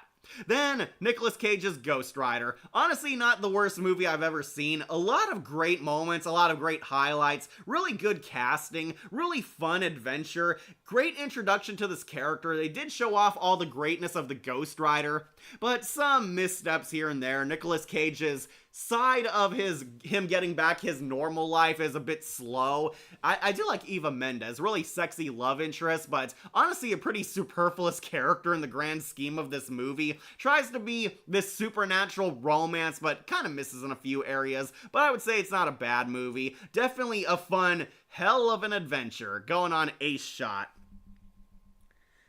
Like So Cool and What's Next, like Scooby-Doo never had his own tier list yet. Not yet, I'm trying to find one, I might have to make one. Alright, top 4, S tier, Punisher Warzone. Pretty underrated, I like it, it is a joy to watch. Honestly, everything cool about the Punisher is in this movie. I do think Thomas Jane is the better Punisher over Ray Stevenson, but he did not do a bad job at all. This is definitely one of the funnest action movies I've ever seen. Going on to Excelsior. MCU's Incredible Hulk. Yeah, definitely redeemed everything after Ang Lee's Hulk failed. This one is a much better film. You should skip to watch this one because it's that good. Great casting, great adventure, really scary villain, really fun and dark, gritty storytelling. This one is the Hulk movie we should have gotten. Not the best of the entire MCU, but on this tier list, it is Excelsior good. And the top 2 are both Blade movies. Blade 2, really epic sequel, but I am a sucker for the first one. Yeah, the first movie really holds a special place in my heart. I think this one is the more iconic one, but Blade 2, not bad at all. Blade, his first 2 films, they are masterpieces. Great, scary horror adventures, kick-ass action, and Wesley Snipes is a boss in this. Blade 1, easily the #1 edgy Marvel movie. Bye, cat. I have to do my day and night art homework. Good luck, Akira. In black and white. Ooh, that's pretty tough. Okay, so got that, folks. Blade is #1, Excelsior. Rock bottom is Morbius. Ironically, 2 vampires. Alright, so this is my tier list in full. If you can see the whole thing, thank you all for joining me. I really am glad you guys enjoy these tier lists. Got more Marvel in the future. What's coming up for the tier list? We want to do the Spider-Man movies. Wolf and I are trying to schedule a date to do that. But yeah, we want to do the Spider-Man movies, and we are including the Venom movies on that. We prefer them on that list as opposed to this one, which is why Eddie Brock didn't make it here. But yeah, we want to do Spider-Man's movies. I want to talk about an Avengers tier list. We're going to do that in the future. I might do a Spider-Man villains as a whole tier list. Like, basically the grand scheme of his villains, how they are in the comics, movies, or whatever. Might do one of those. But yeah, got some Marvel tier lists coming up. I still want to do a Power Rangers tier list. I have one planned. I just got to get around to it, but we're doing more Marvel stuff. From actual reviews, I do have a new one. I talked about Tales from the Dark Side. I did settle on what I was going to do next. Go check that out on Patreon. It's there with a few surprises. I have a special surprise for you, and I got a top 10 list or 2 on there. Got a TMNT review on there. Got some stuff on Patreon. In the future, I'm not sure what I'm gonna do just yet. I'm taking a cool down period. I'm going to break first, get back to it. Thinking about doing another Dark Side review or maybe a movie review. But time will tell which we'll get to first. Very ironic, yep. Well, until next time, stay marvelous. Thank you, Shadow. Alright, so thank you all for watching. Those are all the teases you'll get. #1 is Blade. Dead last is Morbius, the 2 vampires. Alright, so thank you all for watching. I'll set you guys free. Remember to like, comment, share, and subscribe, or just tune in for more videos posted here on Wolf Entertainment. I'm your host, Catastrophe, and I'll see you all next time. Excelsior!